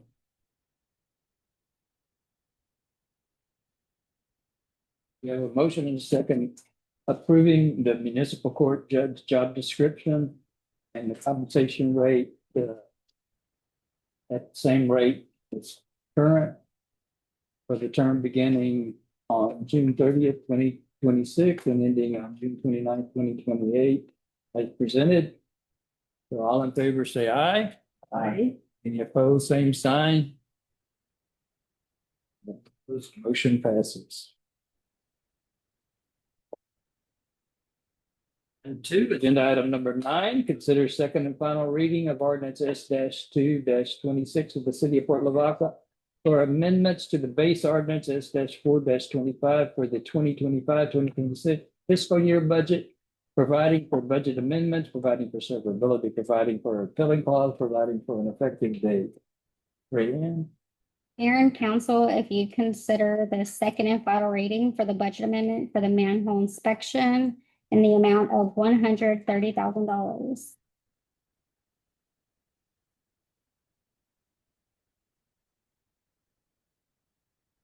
Chad, No, he was looking. Is that,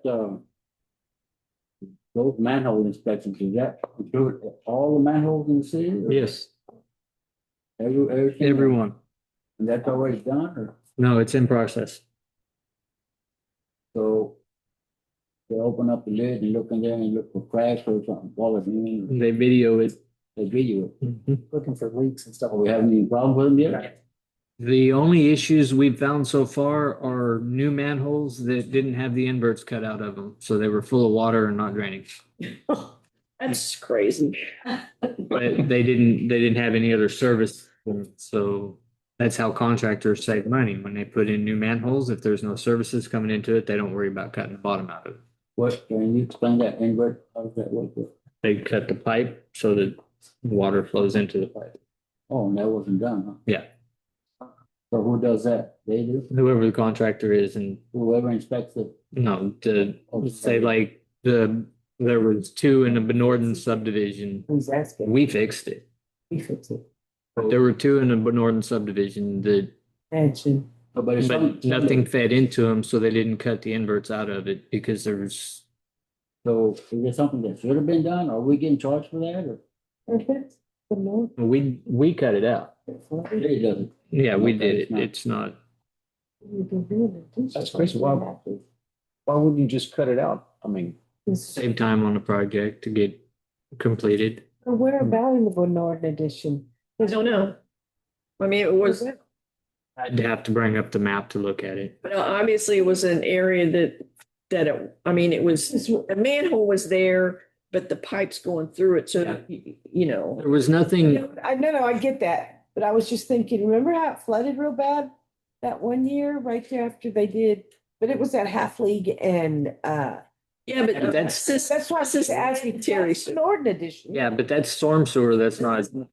I realize that, but I was just, thinking of. all right, but this, the amendment here, this is just for the survey, right? To do the rest of the whole city? Okay. Is this the, put in the computers, log in the computer system too? Okay. This is mapping and everything. But they're doing a visual inspection to see if there's any cracks or leakages in. Yes. The I&I and stuff. Yes. So why would there be nothing flowing into that? If we put it there, we think something would be flowing in. Because they're required every so many feet by the state. You gotta put them every 300 for the first one, 500 things. Yeah. I'll make a motion to approve the second final reading. Second. We have a motion and a second to approve the second and final reading of ordinance S-6-26 of the city of Port Lavaca for amendments to the base ordinance S-4-25 for the 2025-2026 fiscal year as presented. All in favor, say aye. Aye. Any opposed, same sign. You're not opposed, motion passes. Now at agenda item number 10, consider second and final reading of an ordinance D-2-26 of the city of Port Lavaca amending the basic traffic control devices ordinance D-6-86, section 3 by adding traffic control signs in the original town site subdivision district 1, providing for severability, providing billing clause, and providing effective date. Mayor, council, Ms. Weaver, I kind of came in midstream on this, so I'm not really sure where we're at or what y'all need to know from me. But as far as we have several ordinances that are going to apply to the enforcements. And of course, there's state law within the traffic code. If you'd like to see them, I have them here. You're welcome to a copy. But essentially, there's plenty of ways to enforce this, either by through the city ordinance or state law for the traffic code. So This list you got here, is that something that still has to be done or it's already done or? again, I don't. I can help you. I can help you out on this one because I was working with Colin on it. These have not been done yet. I have the signs sitting in my shop ready to go out and replace the yield signs that are marked here. We're just waiting on the final reading of the ordinance in order to do it, because technically I can't go put them up until it's in the books. What happened to my Brocalo ones? We did that one, what, last year or something? Brocalo, what? Stop signs? They've all been put up. Because the most important intersection, we're the only one I asked for, and it turned into this huge thing. That's still a yield sign. On Willowick and Sunnydale. Have to go back and look at that because they closed out the work order and said they were all done. Sorry guys, telling on them, but no, it's not done. Someone must live there. It's gonna take you a while to get all this done. A week or so. You start on the bottom, work your way up. That's not how that works. District. What do you think, Danny? At least it's in motion, you know. Anyway, I'll make a motion to approve. Second. So move. We have a motion and a second approving the second and final reading of ordinance G-2-26 of the city of Port Lavaca, amending the basic traffic control devices ordinance G-6-86, section 3 by adding control signs in the original town site subdivision, District 1 as. I didn't even know. We did. Oh, that's a piece of shit. No, but 1, 2, 3, 4. We've always relied on that 4 for a core.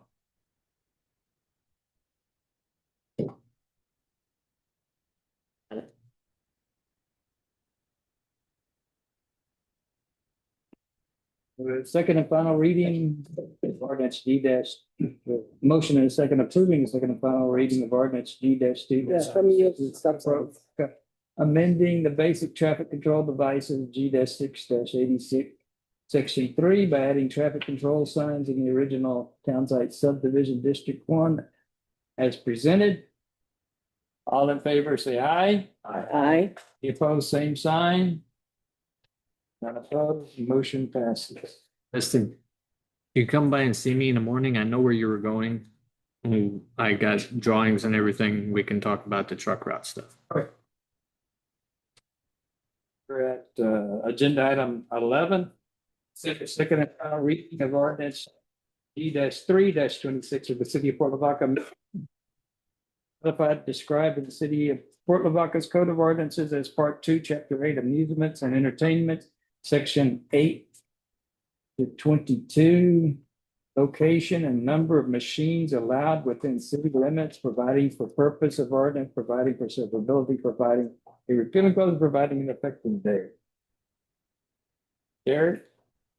Mayor, council, as stated, this second reading for the proposed amendment to chapter 8, which addresses amusement machines.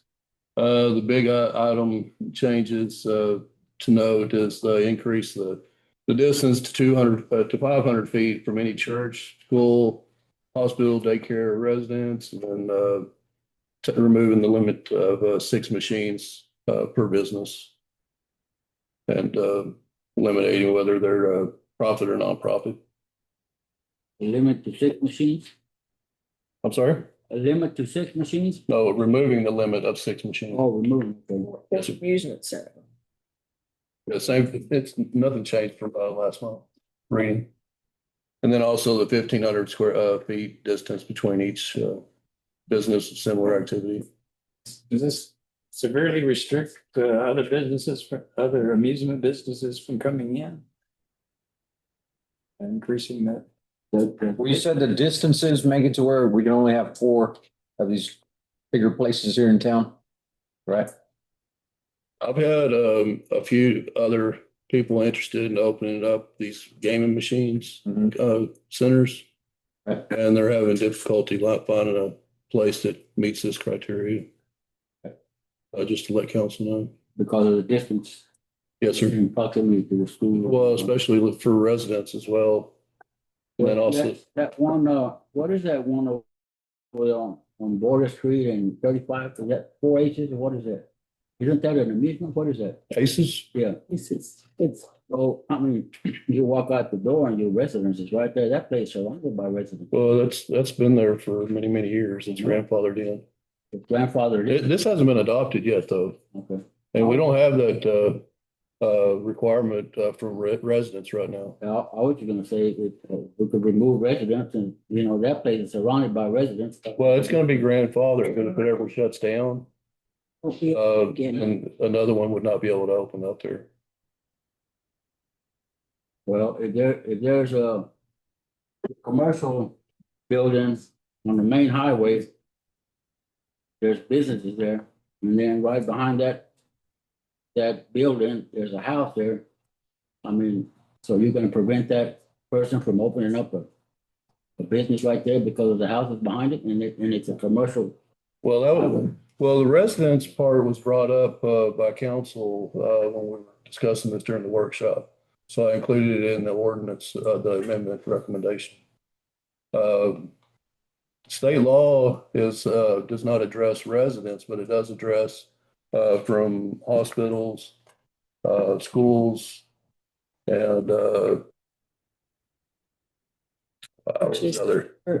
churches. Sorry, thank you. Religious institutions.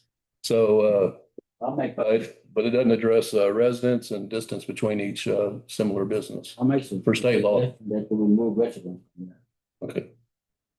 Everybody okay with that? You want it to be able to be in a residential area like that one is? Only if one side is a commercial. Okay. Main thoroughfare, not in a residential, but. Mr.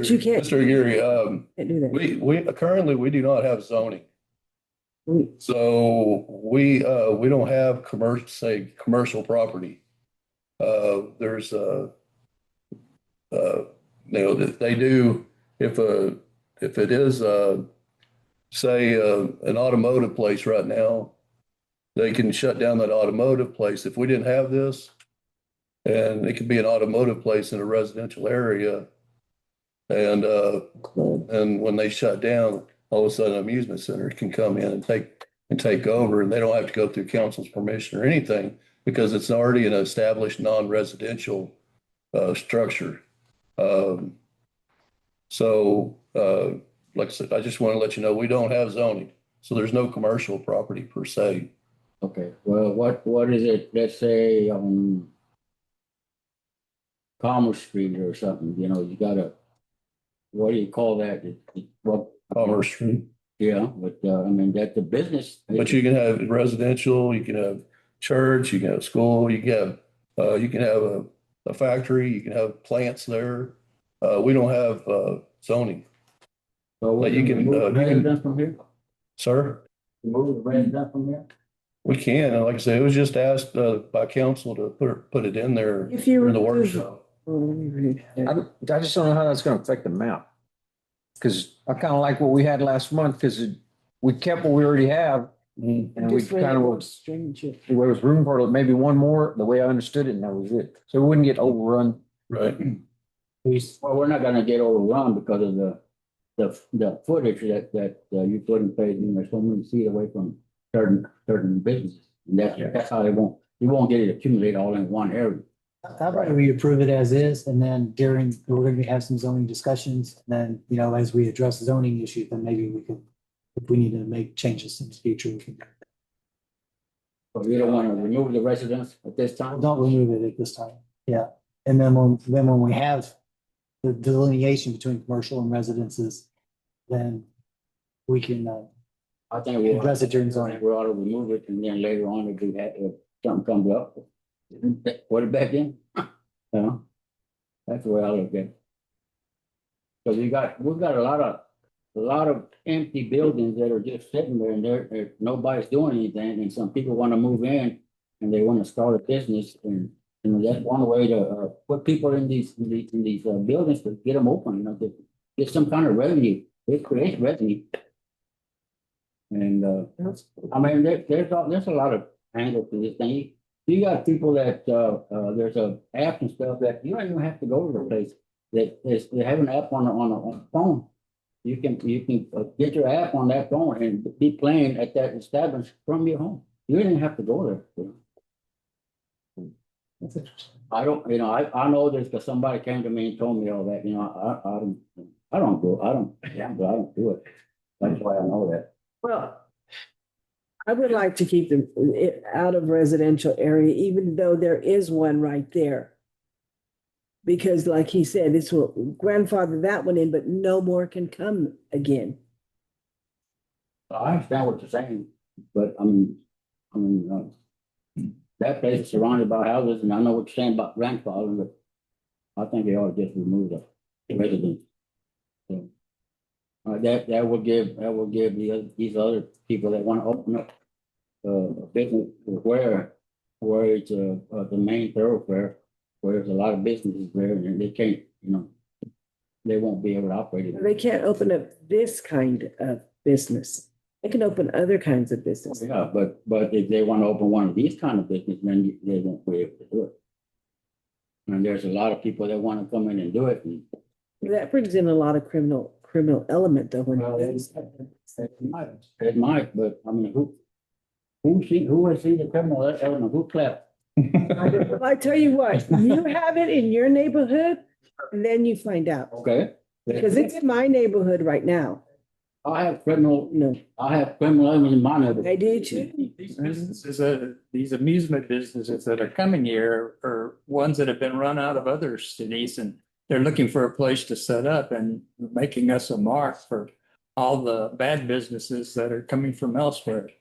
And it's gonna set us up. We're gonna have more than our population can support, and that's what helps create the criminal element behind it. No, but we're not gonna have more than our population can support. We're just gonna keep what we have, which is the three, and they phase out, it sounds like. So I'll make a motion to approve the amendment for chapter 8, article 3, amusement machines of the code of ordinances as is. I second. Yeah, we have a motion in the second, approving the second and final reading of ordinance G-3-26 of the city of Port Lavaca, amending the code of ordinance codified and described as the city of Port Lavaca's code of ordinances, part 3, chapter 8, amusements and entertainment, section 8-22, location of machines allowed within the city limits as presented. All in favor, say aye. Aye. All opposed? No opposed?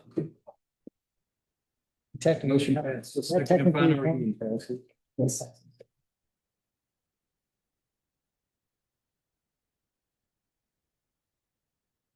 Right, we move to agenda item number 12, consider second and final reading of an ordinance G-4-26 of the city of Port Lavaca, amending the ordinance codified and described as the city of Port Lavaca's code of ordinances as part 2, chapter 12, buildings and building regulations by adding a new article 7, congregate living facility, providing for a purpose of ordinance, and providing for severability, providing for repealing clause, providing for an effective date. Derek?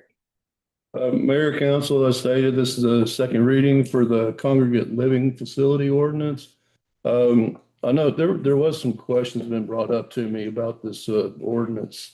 And I do want to bring to council's attention on the very first paragraph of this ordinance that's recommended. I just wanted to read this real quick. The purpose of this section is to protect public health, safety, and welfare, prevent unsafe residential overcrowding, preserve the residential character of neighborhoods lacking deed restrictions, and establish clear, uniform standards with regards to congregate living arrangements that are otherwise not regulated by state statutes or the code of ordinances of the city of Port Lavaca as amended. And that would include the building codes as well. I just wanted to, and also the fire codes. And this article shall be administered to carry out this purpose. The article is use and safety based and not tenant based and shall be enforced uniformly.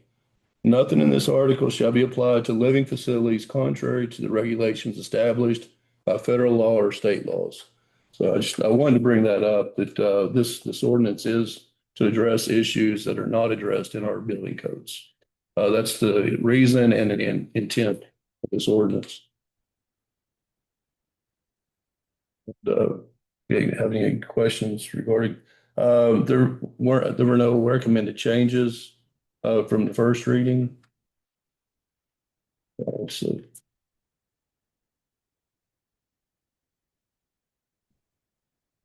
So again, you're just kind of taking the city of Humboldt's already adopted ordinance and waiving that $100 fee though, right? Correct. Correct. It was recommended last month to take the fee out. How often are the inspections? Annually, but could be more if needed. Could it be less? It's the annual permit. Oh, okay. We got to make sure that it's kind of like what the fire department does with businesses. They try to annually go and inspect each business to make sure that everything's, kept up for the tenants and also for the customers. Same thing with this. You want on an annual basis, make sure that everything is kept up to make sure that it is safe for the tenants. It's amazing how fast things can deteriorate, especially when you have bad tenants. Or you got 20 people living in a 600 square foot house, but I mean. And that's another thing is we can do surprise inspections because a lot of times that may come up. They might say, well, we only have two people staying here. And then you go and do an inspection and sleeping accommodations for a lot more, which could cause it to be unsafe for the tenants. Addresses the. And the firefighters or life safety rescue. And it addresses the parking on the grass. And the off-street parking is addressed as well, yes. The off-street parking is really bad when they do that. And yeah, building codes, fire codes don't address off-street parking. They don't concern themselves with that aspect of it. So there is an instance where you have a lot of cars parking where they're not supposed to be parked. The police department can go over there and give them a citation. So how does that work? They have to, well, this ordinance states that you have to have, if it is for congregate living, you have to have one off-street parking space per room.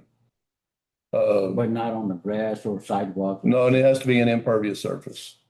And that's one of the things that was included after our workshop. That was one of the discussions. I think, let's see. I'll put in there, yeah, it has to be a hard dustless material as approved by the Public Works Director, and such surfacing shall be maintained in good condition at all times. All off-street parking facilities shall be suitably sloped and drained so as to not cause any nuisance to adjacent or public property. When storm sewers are available to the property, such drainage shall be connected to the storm sewers through catch basins or underground storm sewer. So if an officer drives up, he can actually tell them to move. Well, I don't know if an officer can, but what do you think, Mr. Burris? Can I ask you that question? Sorry, I didn't hear, wait. On these cars that park around these buildings that are houses that are, there's more people there than they're supposed to be in there. And if you got a bunch of cars parked out there, can your officers go over there and tell them you have to move your car? Not if they're parked legally. Only if it's an ordinance violation. So if we have an ordinance in place. If the ordinance stipulates that, then there will be an ordinance violation. So your officers will be aware of those. It's not a criminal violation though. So a lot of times PD doesn't get involved in ordinance stuff. It's more code enforcement.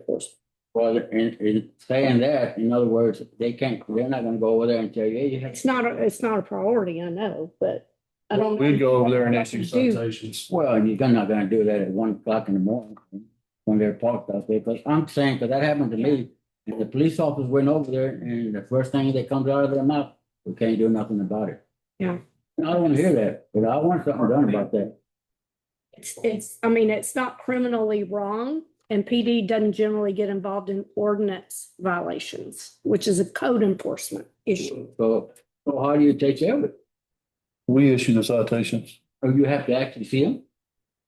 I mean, in the morning, they're all going to work and you ain't gonna see nobody. Well, I mean, are they there just to have a party, or they are actually there sleeping? We're sleeping. Well, and if the property owner is not complying with what the ordinance states, then we can issue a citation to the property owner. Well, you have to. Not to the vehicle owner, but to the property owner for not complying. If they're not complying with the off-street parking. You have to actually see it to prove it. It could be videoed by. You can take a picture. Other people can file a complaint of a violation of an ordinance with proof. Yeah, that portal, you can take a picture and you can include it. And then come tell you, and then you're gonna go look into it. Passing this ordinance will prevent a lot of that from happening in the future. Right now, it's not an ordinance. Right. So when it becomes an ordinance, you're gonna take care of it, not the police department. Right. Even if they're parked on your sidewalk. So they were parked way up on my sidewalk. That's not off-street parking. What is that? That's still in the right of way. So he can park there? No. Okay. I get that straight. Okay. Well, possibly. Possibly. But no, if they're not complying, Oh, add a provision, no parking on sidewalks. Oh, okay. I did call the police department. They went over there. He said, just for the sake of argument, he told the other guy, can you please move your car? And he moved it, but it sounded to me like he had no authority to enforce it. But we don't have an ordinance and it's not a criminal violation. So, but when we do have an ordinance, he still can't do it. Well, he probably could, but it is certainly not a priority of PD to know the ordinance unless maybe, I mean, that could be something that you assign in the future. Well, the PD, they're good about if there's something like that, and they're good about letting us know. So I'll have to have a copy of the ordinance and show him when he goes to. Take a picture and bring it to me. Okay. Or Bradley. All right. But maybe the two departments could work together.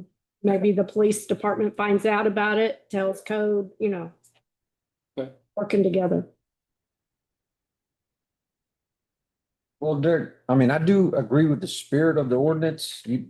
It's like, how many bad apples are there really come to mind with places that are overflowing with people in the whole town?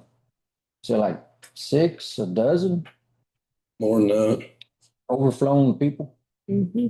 When you have a big shutdown. You'd be surprised how, it doesn't matter about shutdowns. Shutdowns have nothing to do with it. It's still happening.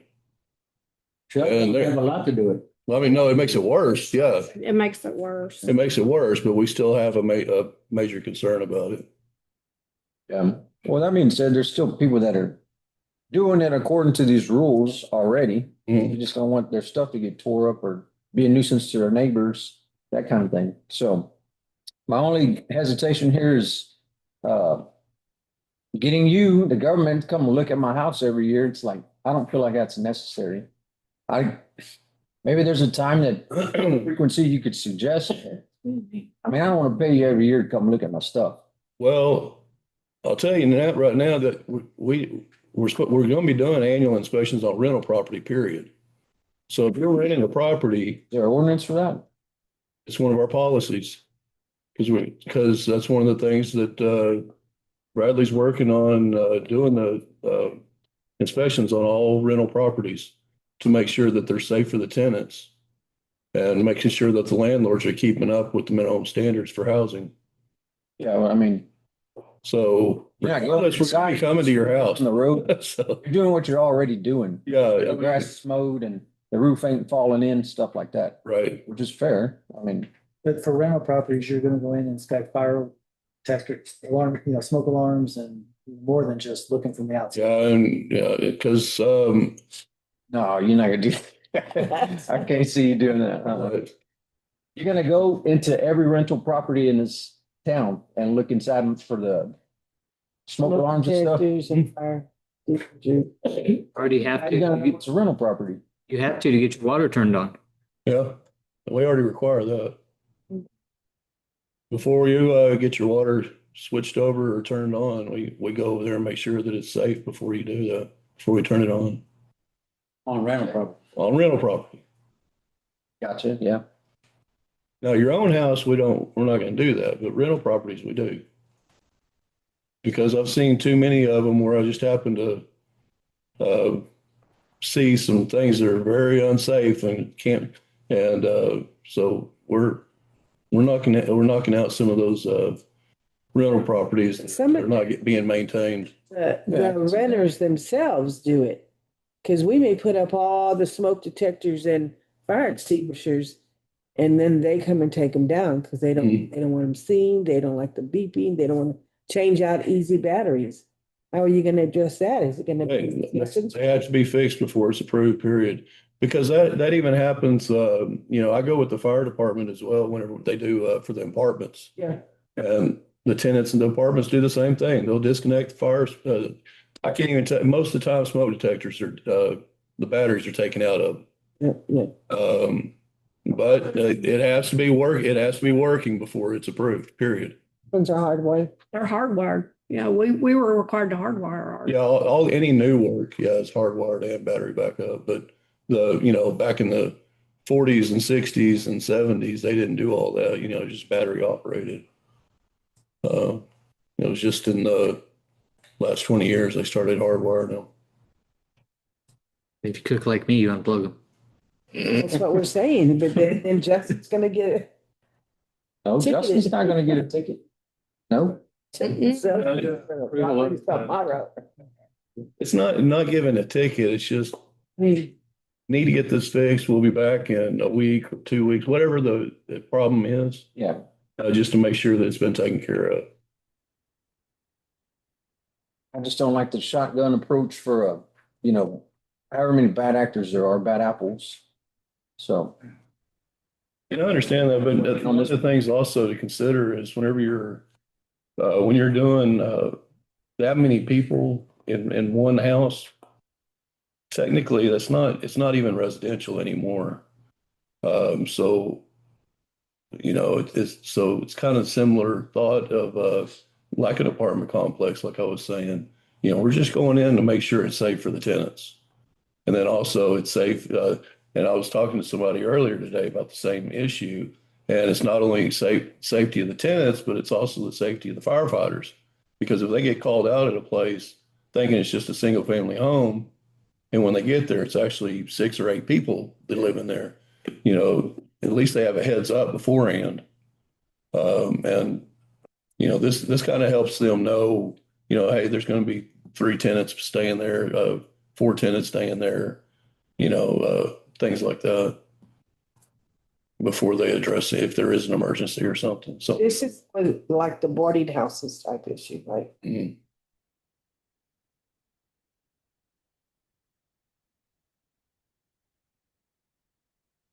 Satisfied? No, I don't like the idea.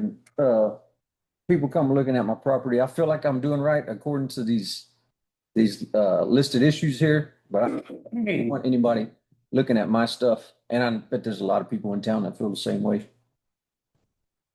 So you can understand why I'm going to vote on this one. But this is more like for the boarding houses, the one that rent by the room, right? Right. Not the ones that rent 2 families and all that. There's inspections and stuff, that's already happened. This does not expand what it is I now. don't know, but it kind of feels like a slippery slope. As far as More than well, what is the concern? That's I guess. Yeah, I just don't want to pay you to come look at my stuff, and I feel like I'm a good property owner, a good landlord. I can take care of my own stuff. I do want to prevent 20 people living in a house, but just the way this is written, But see, unfortunately, not everybody's mindset is the same as yours. They want to stack as many as they can so that more revenue. yeah. I mean, I do get that people take out living rooms and just turn them into little bedrooms and stuff like that. So, yeah, I'm on board with that needing to stop and overwhelming our wastewater situation. So, And I don't want to shoot myself in the foot by, passing this ordinance too, though.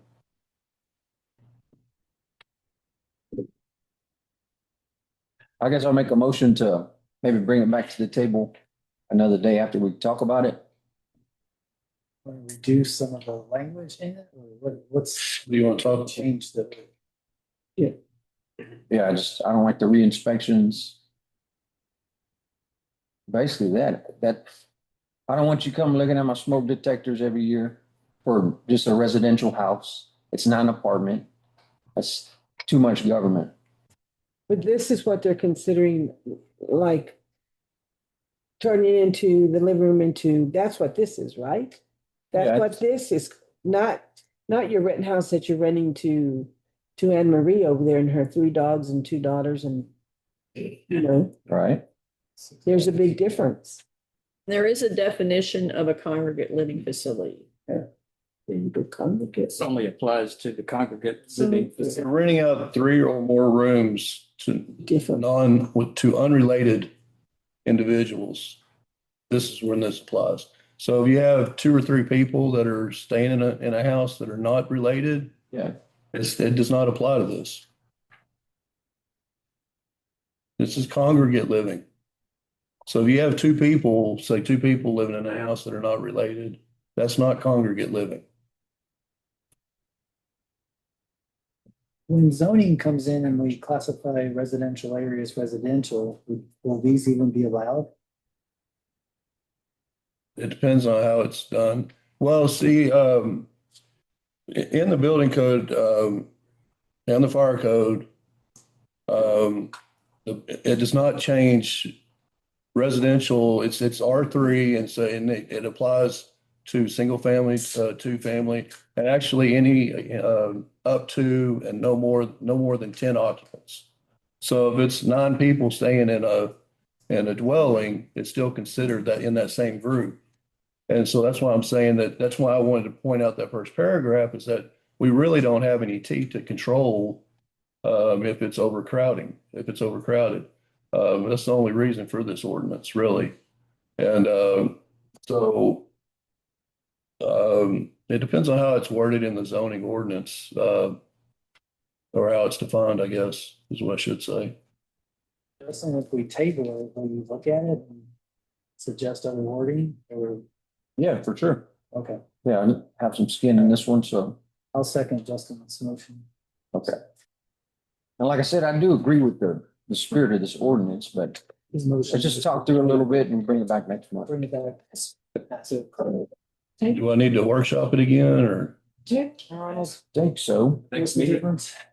To the next meeting? Has to be brought up at the next meeting if you find. Yeah, that'll work. I mean, Next regular meeting. Regular meeting. that's what I'm saying. When you said you want to talk about it, do you want to workshop it then, or? No, 4 hours zoning. y'all can get Next together. week, we can pop it in there.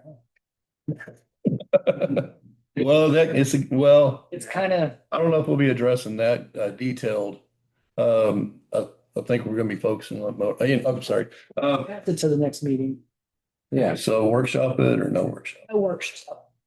Okay, you Straight, man. just want to come to my office and visit? Yes. Okay, gotcha. There you go. That means 13, Right, yeah, up table, on the next, motion to table, oh, we haven't voted yet, so. motion to table. Motion and second to table agenda item number 12. Which is the And 13, same. because that's the fees associated with it. It's maybe, Okay. maybe, You wanna- anyway, to the next regular council meeting. 11. Motion and a second to table agenda item number 12. Second and final reading of ordinance 6 and agenda item 13, second and final reading of an ordinance D-5-26 to our next regular meeting. So all in favor, say aye. Aye. Opposed, same sign. None opposed, motion passes.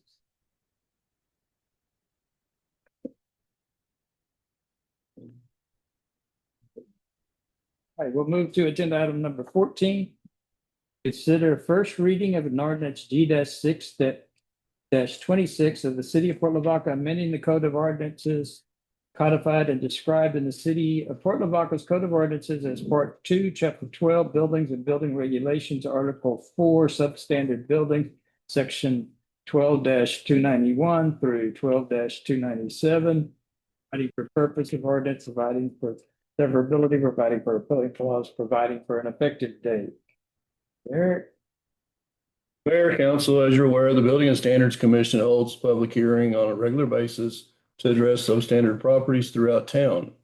Chapter 12, Article 4 and 5 of the City of Port Lavaca's Code of Ordinances discusses the procedures and the enforcement process for the abatement of such public nuisances. Prior to a public hearing, notices must be mailed by certified letter to all known owners and lien holders of a property that will be addressed during the hearing. Notices are also posted on the property and in the local newspaper. In accordance with Article 4, Section 12-291, public hearings shall not be held more than 21 days after receiving of the notice by the owner of the building. After a certified letter is mailed, it may take up to 4 to 6 weeks for the return receipt for these notices to be received by our office. So we'll mail out the letter, the certified letter, and sometimes it takes over a month before we find out if it came back claimed, unclaimed, refused. So we have no clue until then if they even received the notices. So just wanted to reiterate that. So chapter 54 of the state local government code establishes the rules and procedures for a Building and Standards Commission hearing. The only requirement that is specified in the statute is the notices are required to be mailed and posted at least 10 days prior to the hearing.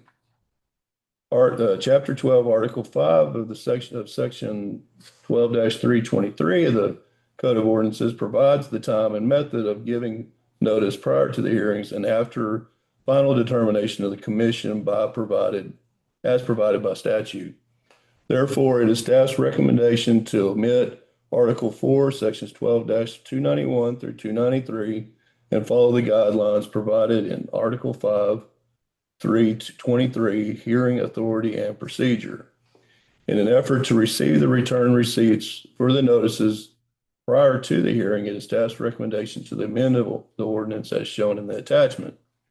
So basically, what we're requesting is the omitting of our Code of Ordinances right now requires us to send the notice within 21 days of the hearing.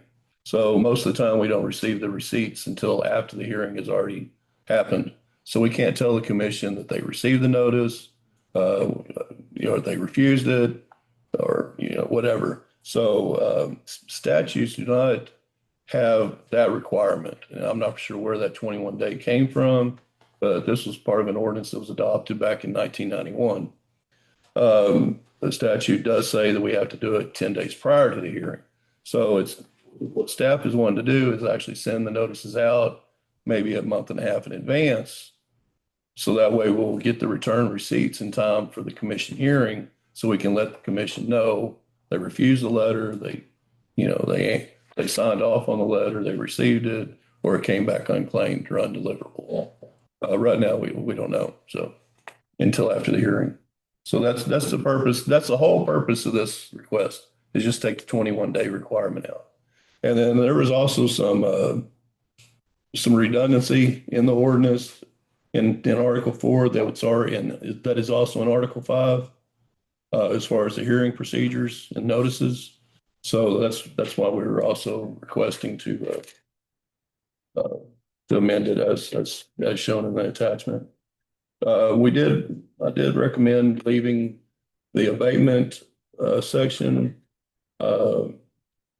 and the lien section and the interest section of Article 4 because it does state about the 10% accrual per year for the lien and also the 20% administrative fee for the expenses administrative fee for the expenses.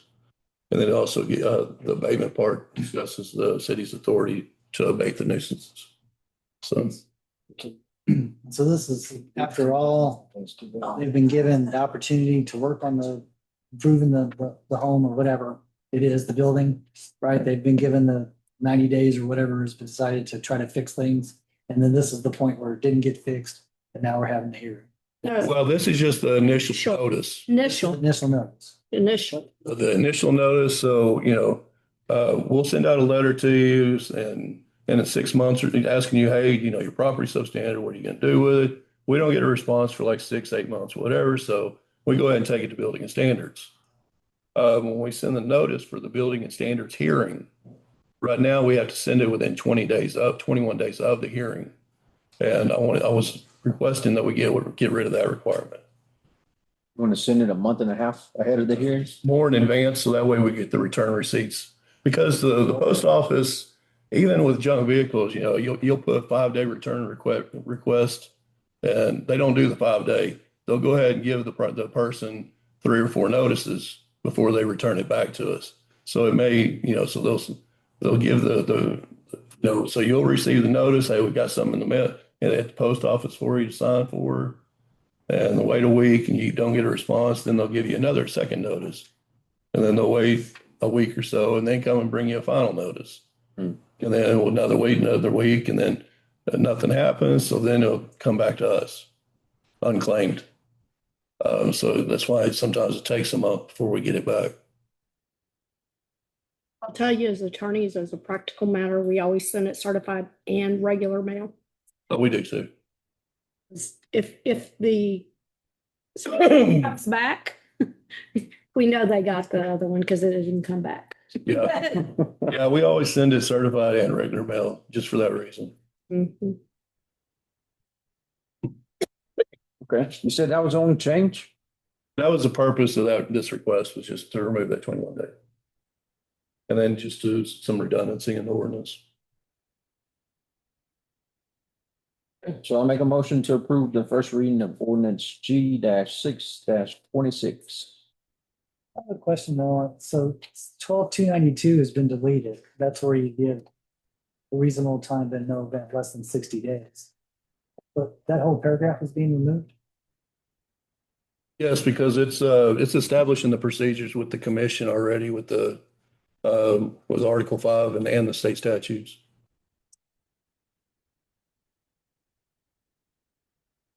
A second.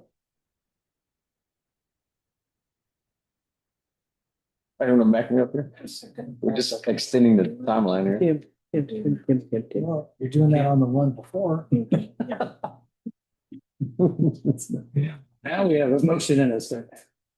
Approving the first reading of ordinance G-6-26, Port Lavaca, amending the code of ordinance codified and described in the city of Port Lavaca's code of ordinances as part 2, chapter 12, buildings and building regulations, article 4, substandard building sections 12-291 through 12-297, providing for purpose of art as provided for suitability, providing for building code, providing for an effective date as presented. All in favor, say aye. Aye. Any opposed, same sign. Any opposed, motion passed. Get to this important agenda item number 15, discuss the trihalomethane removal system. Wayne? Mayor, council, as was discussed previously about this removal system, I did send out contact information to this company for the water plant and crickets. He has tried contacting several of them and he's gotten no response, no return calls, no return emails, nothing. What our crap? Yeah. So this is just more of an informational thing for you and help me get some guidance on what you would like for me to do, but we are currently one violation away from fines perpetually. As long as I get this public notice in the paper and sent back to TCEQ, we remain at 10. If I'm late or if something happens and it doesn't get submitted in time, then we hit 11 and that's when they start issuing fines. So we've been at this 10 for the last 2 years. The only thing keeping us from getting fines is that we keep doing the public notices and everything on time. But our THM numbers have gone back up. And for Rowan Drive, we're at 106. For South 521 South Virginia, we're at 105. For Sand Dollar, we're at 108, and George Street, we're at 108. And that's, like I said, those numbers are going back up. So this is something that TCEQ has made very clear that we need. And the limit is 80. What is it coming out of the plant? The last time they were just over, but even if they come out of the plant just under, yeah, we're still, by the time it gets to us, we're still. I think 6 Mile was in the 90s. Yeah. Right? I think they were under 100, but they were in the 90s. So yeah, we're behind 8 balls. It's coming out over 80 from the plant.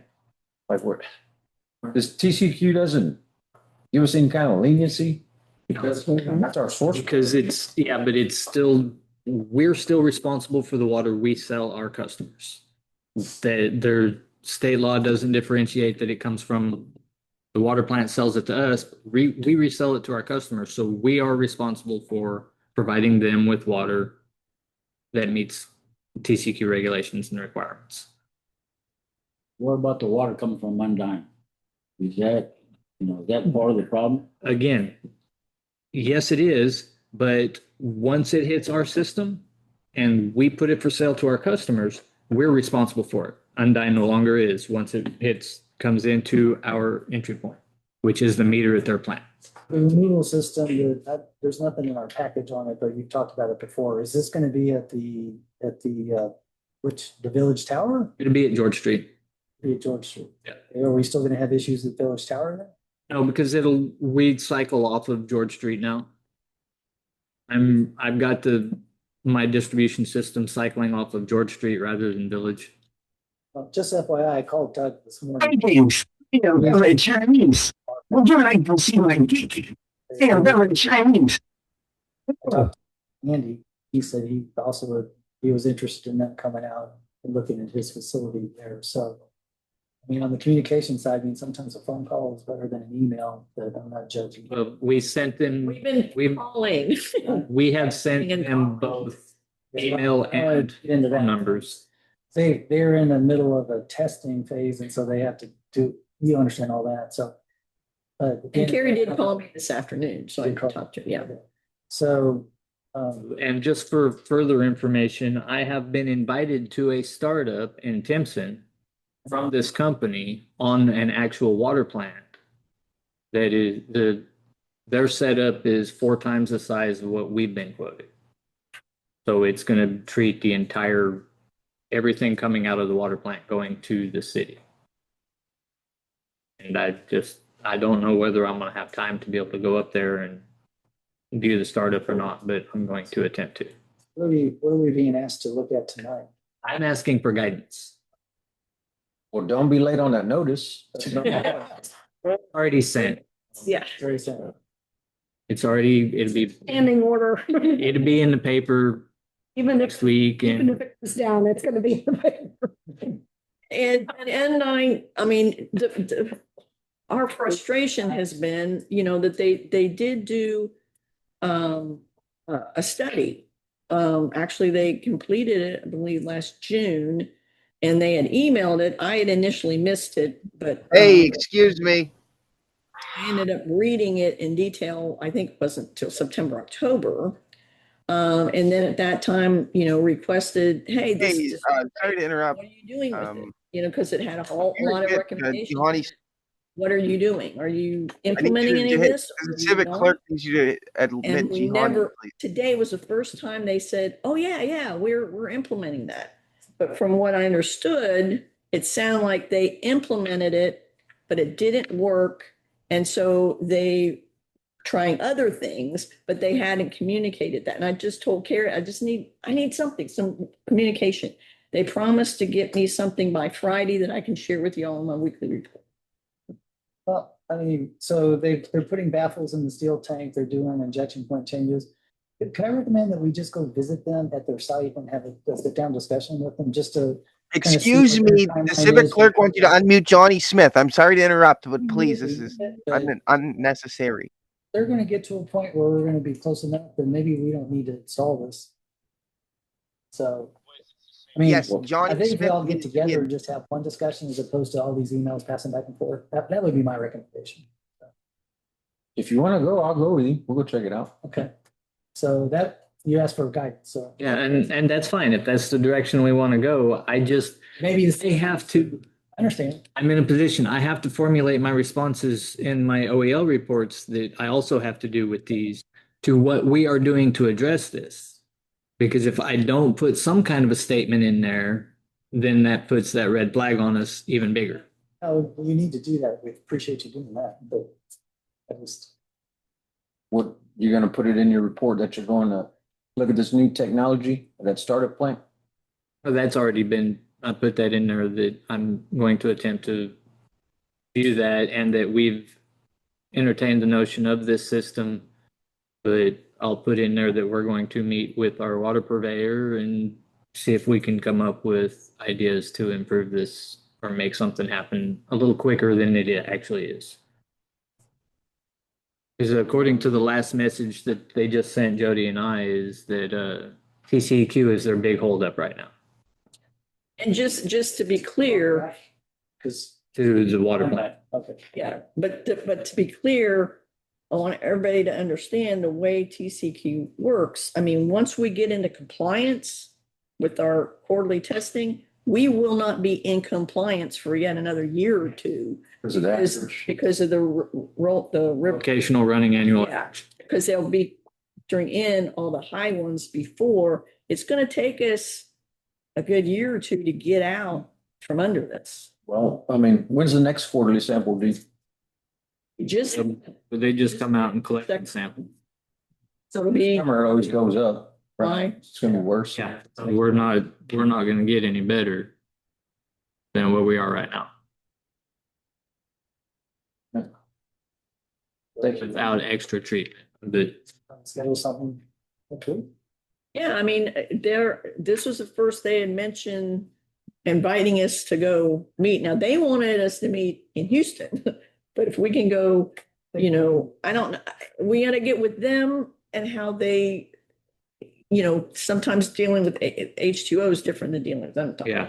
So that's Also, better Bring to that meet up. at the plant where they're all present. we'll make that call. Yeah, It sounds good. All right. Yes, sir. It sounds like Justin, there, at least, yeah. we will try that.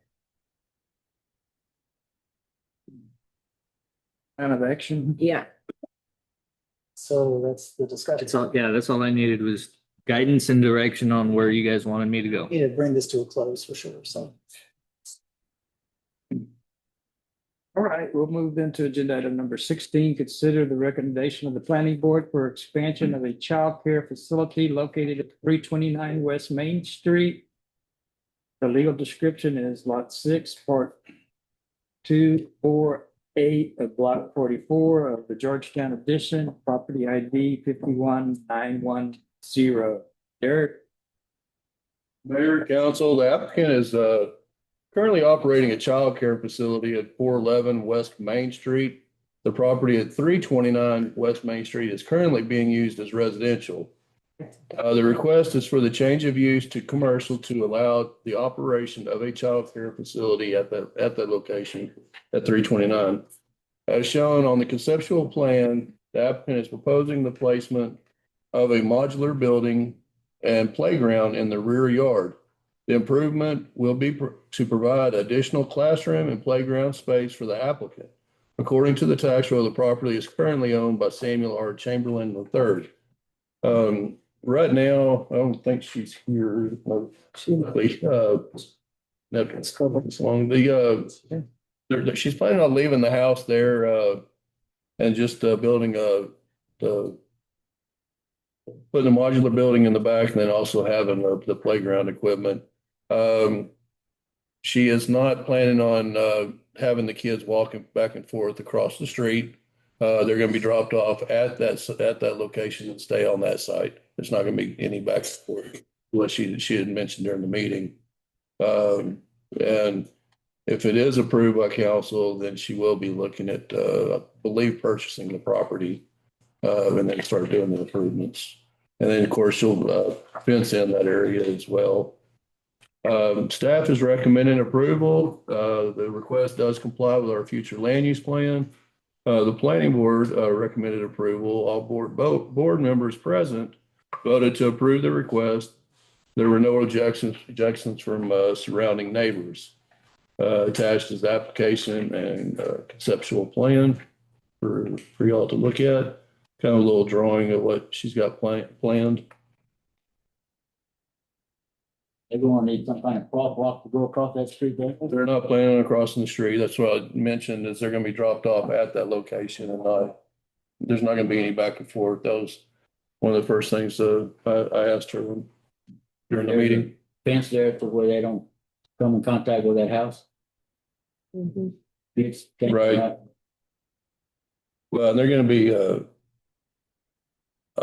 let's see, she's showing parking along San Antonio Street. And I'm sure that, well, the playground areas, it'll be fenced in as well. Well, again, I mean, all that can be addressed this is just a concept plan. Right. You can't have pull out parking like that without a variance. I'll make a motion that we approve the expansion for the child care facility. Okay. We have a motion, and a second. Approve the recommendation of the planning board for the expansion of the child care facility located at 329 West Main Street. Property ID 51910 as presented. All in favor, say aye. Aye. Any opposed, same sign. And none opposed, motion passes.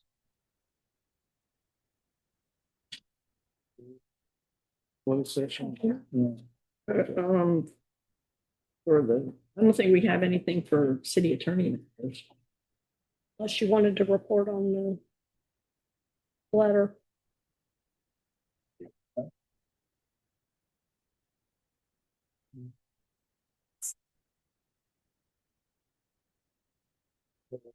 Take a 5 minute.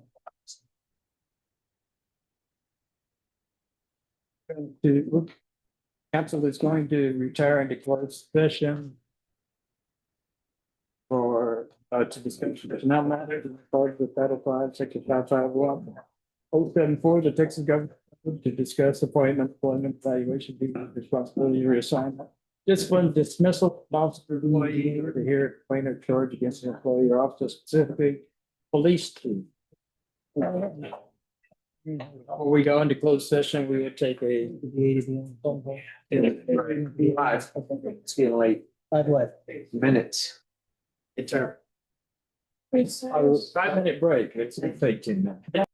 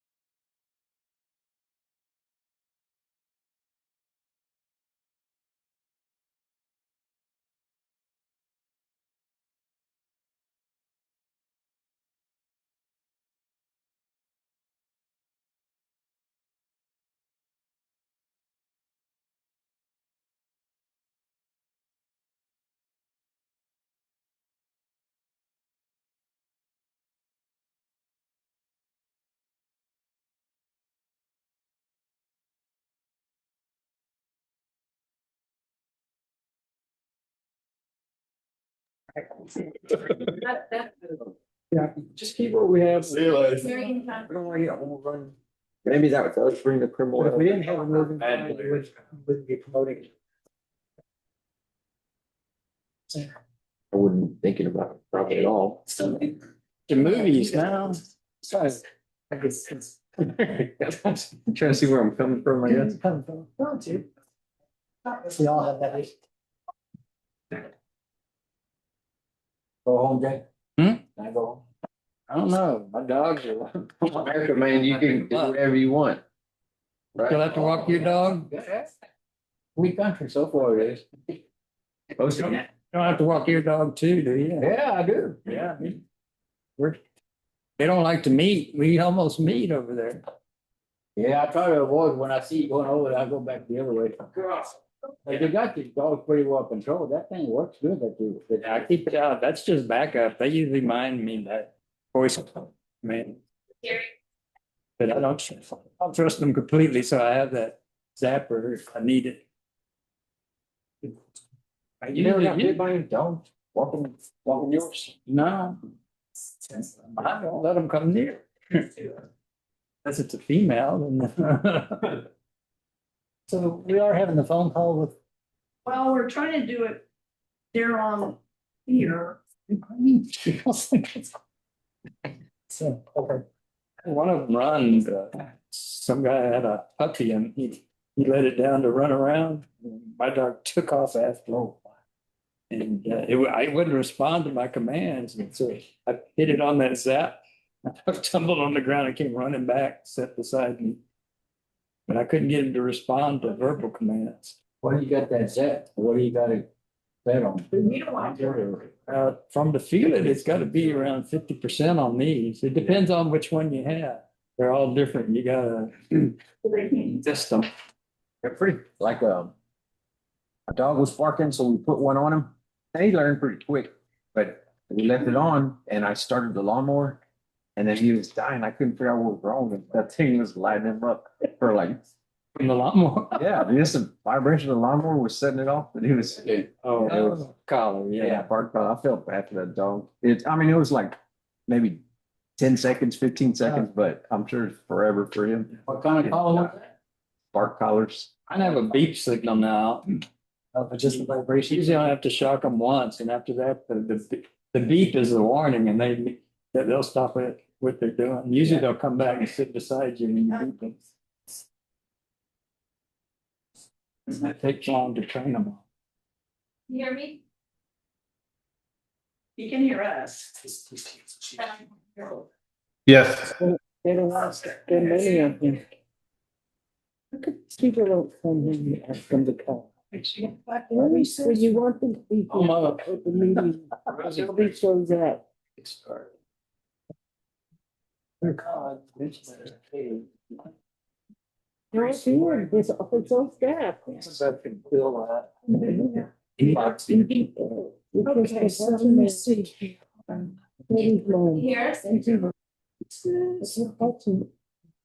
Okay, you can. Nothing? Yeah. Let's just show us that you're doing the right things. Yeah. So I feel validated.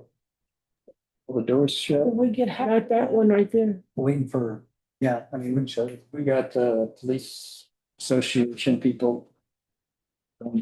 They're trying to line them up. I want to know what church he goes. Can you hear me? No, do you know what church that is?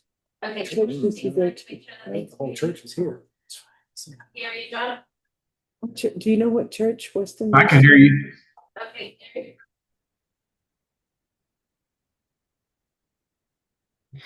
Gary, can you say something? He goes to the Methodist hear you church. fine. Justin's church. Do you hear me? Yeah. Weston's church. You know which one that is? Baptist in the pot. Okay, finally. I- What's the years he goes with, Dustin Jenkins. I'm gonna put it so y'all can see. Where's it at? Or you're just gonna stand there? Oh, no. Where's that at? Meeting? Okay. I Okay. Is that okay? think they're around. Oh, there you are. Okay. Is there a way to change the view so we see I can them? select one of them. Yeah, there you go, that's better. Thanks. Good. Yeah, that's good. At 9:29, but what do you say? See on the screens? Yeah. What's going on? And then. Goes on a cruise and they're get. gonna start that- Are they on the same cruise? Began 9:30, back to work is Well, 9:29. he must be somewhere, he's in daylight. Another room, same page, all right. You know the volume, it's too low? I'll announce at this time that council is back from its recess at 9:29 PM. We're starting our closed session as announced earlier. The city council will begin its closed session on the 13th day of April, 2026 at 9:30 PM. That's just about. Doors. Okay. The water shut. Order business. Council, if It's just on the back. you would like to have Hope Kurtz and Sarah Rodriguez in with us to. Yes. Understood. Yes. Okay, Mayor Council, tonight we've got with us, John Chancellor and Gary Johnson. They're with the Texas Police Chiefs Association. We have engaged them to assist us in the process of, hiring or interviewing and hiring a new police chief. To date, we have received 19 applications.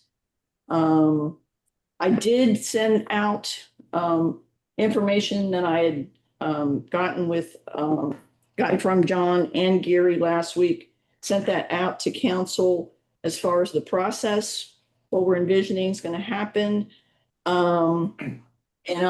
But I wanted them to have an opportunity to talk to y'all directly, and you have an opportunity to talk to them directly, obviously, because as I understand it, we're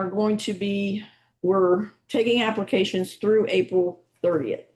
And at that time, after the 30th, Gary and John, I guess, will be looking over those applications and get us a matrix back. I think, Gary, you were thinking by the 4th or 5th, Yes, that is correct. right?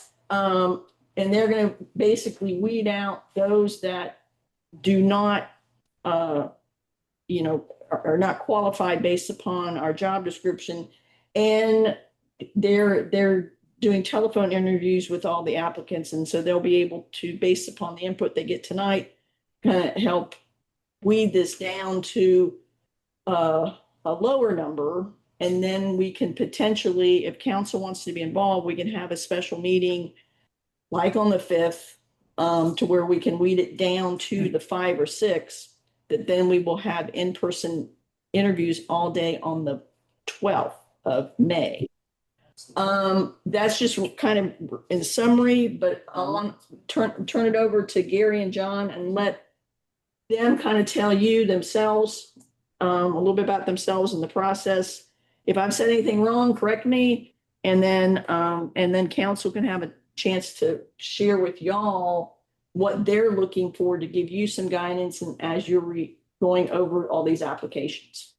Can I ask if Yeah, Randy and Karen able to listen to this? Shouldn't be.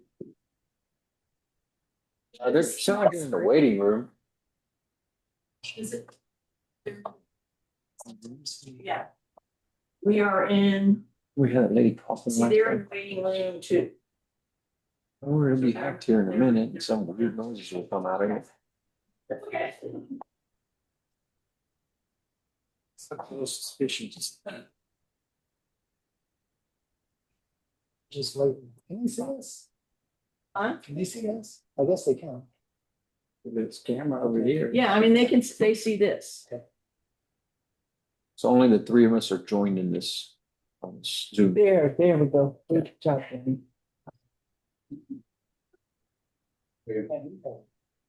Okay. So you want to have them? Yeah, so go ahead, Gary, just kind of go over the process as you see it. That we're going to be beginning what you're doing when we submit you the applications, and then kind of what we foresee happening after April 30th. Okay. Well, first, we appreciate you engaging Texas Police Chiefs Association to assist you with your police chief search. It's our goal and mission to always try to place good people in police departments. It furthers the great news we have about policing by having some input and helping you along in those processes. City manager is correct that we, as the applications come in, actually we've already been reviewing them.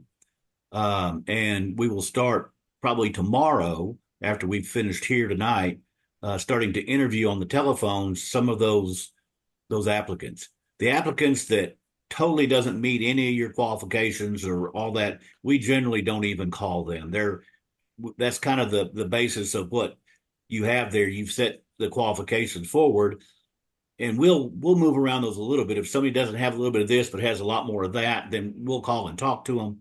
But those, we're looking for people who has been at least a lieutenant level in a department for a while. That's what we call a command position. And somebody who supervises supervisors, because lieutenants typically supervise sergeants. And then your educational requirements and your TCO requirements with master peace officer and so forth. And so we use that as our basis, and we start interviewing people on the phone, asking them questions. One of the things that I'll ask you here in just a few minutes is what your vision is for a new police chief. What kind of person do you want that to be? What kind of qualities do you want them to possess? So as we interview them on the phone, we ask them questions to kind of give us some insight to that. Probably once April 30th has come and we've got all the applicants in and we've interviewed all those that loosely meet the requirements, then we'll put together what I call a matrix. It's an Excel spreadsheet that'll have 10, 11, 12, somewhere in that neighborhood, qualified people that we feel like would be worthy of an interview for you guys, and then send that to you. And you guys look it over. Like I said, by the 5th, have that to you. Or even try to have it sooner, because if you're going to decide to have a special meeting on the 5th, then I'll try to make sure you have it at least a day ahead of time. And so then we can talk through, if you're wanting to interview 5 to 6, we can talk about those top 10 candidates. And I don't rank them in any particular order. I just have them on there, and you've had a chance to look at them. And if you want to, then you ask questions of us based on our interviews and what we thought when we interviewed the candidates, to get it down to your 5 or 6 that you actually want to do in-person interviews with. We also can send to these applicants, if you desire, and I sent a couple of possible questions to the city manager based on if it's community policing. And then one of the other questions that you had, Jody, I don't recall it off the top of my head. I don't have that in front of me. I don't remember either. But we can do a couple of written questions if you want that to help judge your candidates, where they answer a couple of questions in writing, write a paragraph or two to each question. Kind of gives you an idea of their writing style and so forth. Although in today's world with AI, and everybody can use that, and we tell the candidates, if we do written questions, which we don't always do, but if we do written questions, that the ideas must be theirs. They can use AI to help it flow better and make it look better on paper, because they can do that in the workplace. But that needs to be their own ideas. And so if that's something that you think you want, we can, as we interview them on the phone, if we feel like they're a viable interview candidate, we'll send them the questions and have them respond to us, give them a couple of days to do so. These aren't hard questions. Shouldn't take them more than an hour or two to produce their answers. I think it's from the 80s. It is from the 80s. That's a big difference. We did its closed session on the third day of April 2026 at 10:13 o'clock p.m. We are at agenda item number 18, return to open session, take any action deemed necessary with regard to matters in closed session. I don't believe there is anything came out of closed session that we need to address. Is that correct, council? Yes. So that ends our meeting. Do I have a motion to adjourn? Motion to adjourn. Second. Motion and second to adjourn. All in favor, say aye. Aye. Wait a minute, we didn't let Mandy come here. Does she need to be here? Can I write it down? Yeah. Okay. Who made the motion? I second it.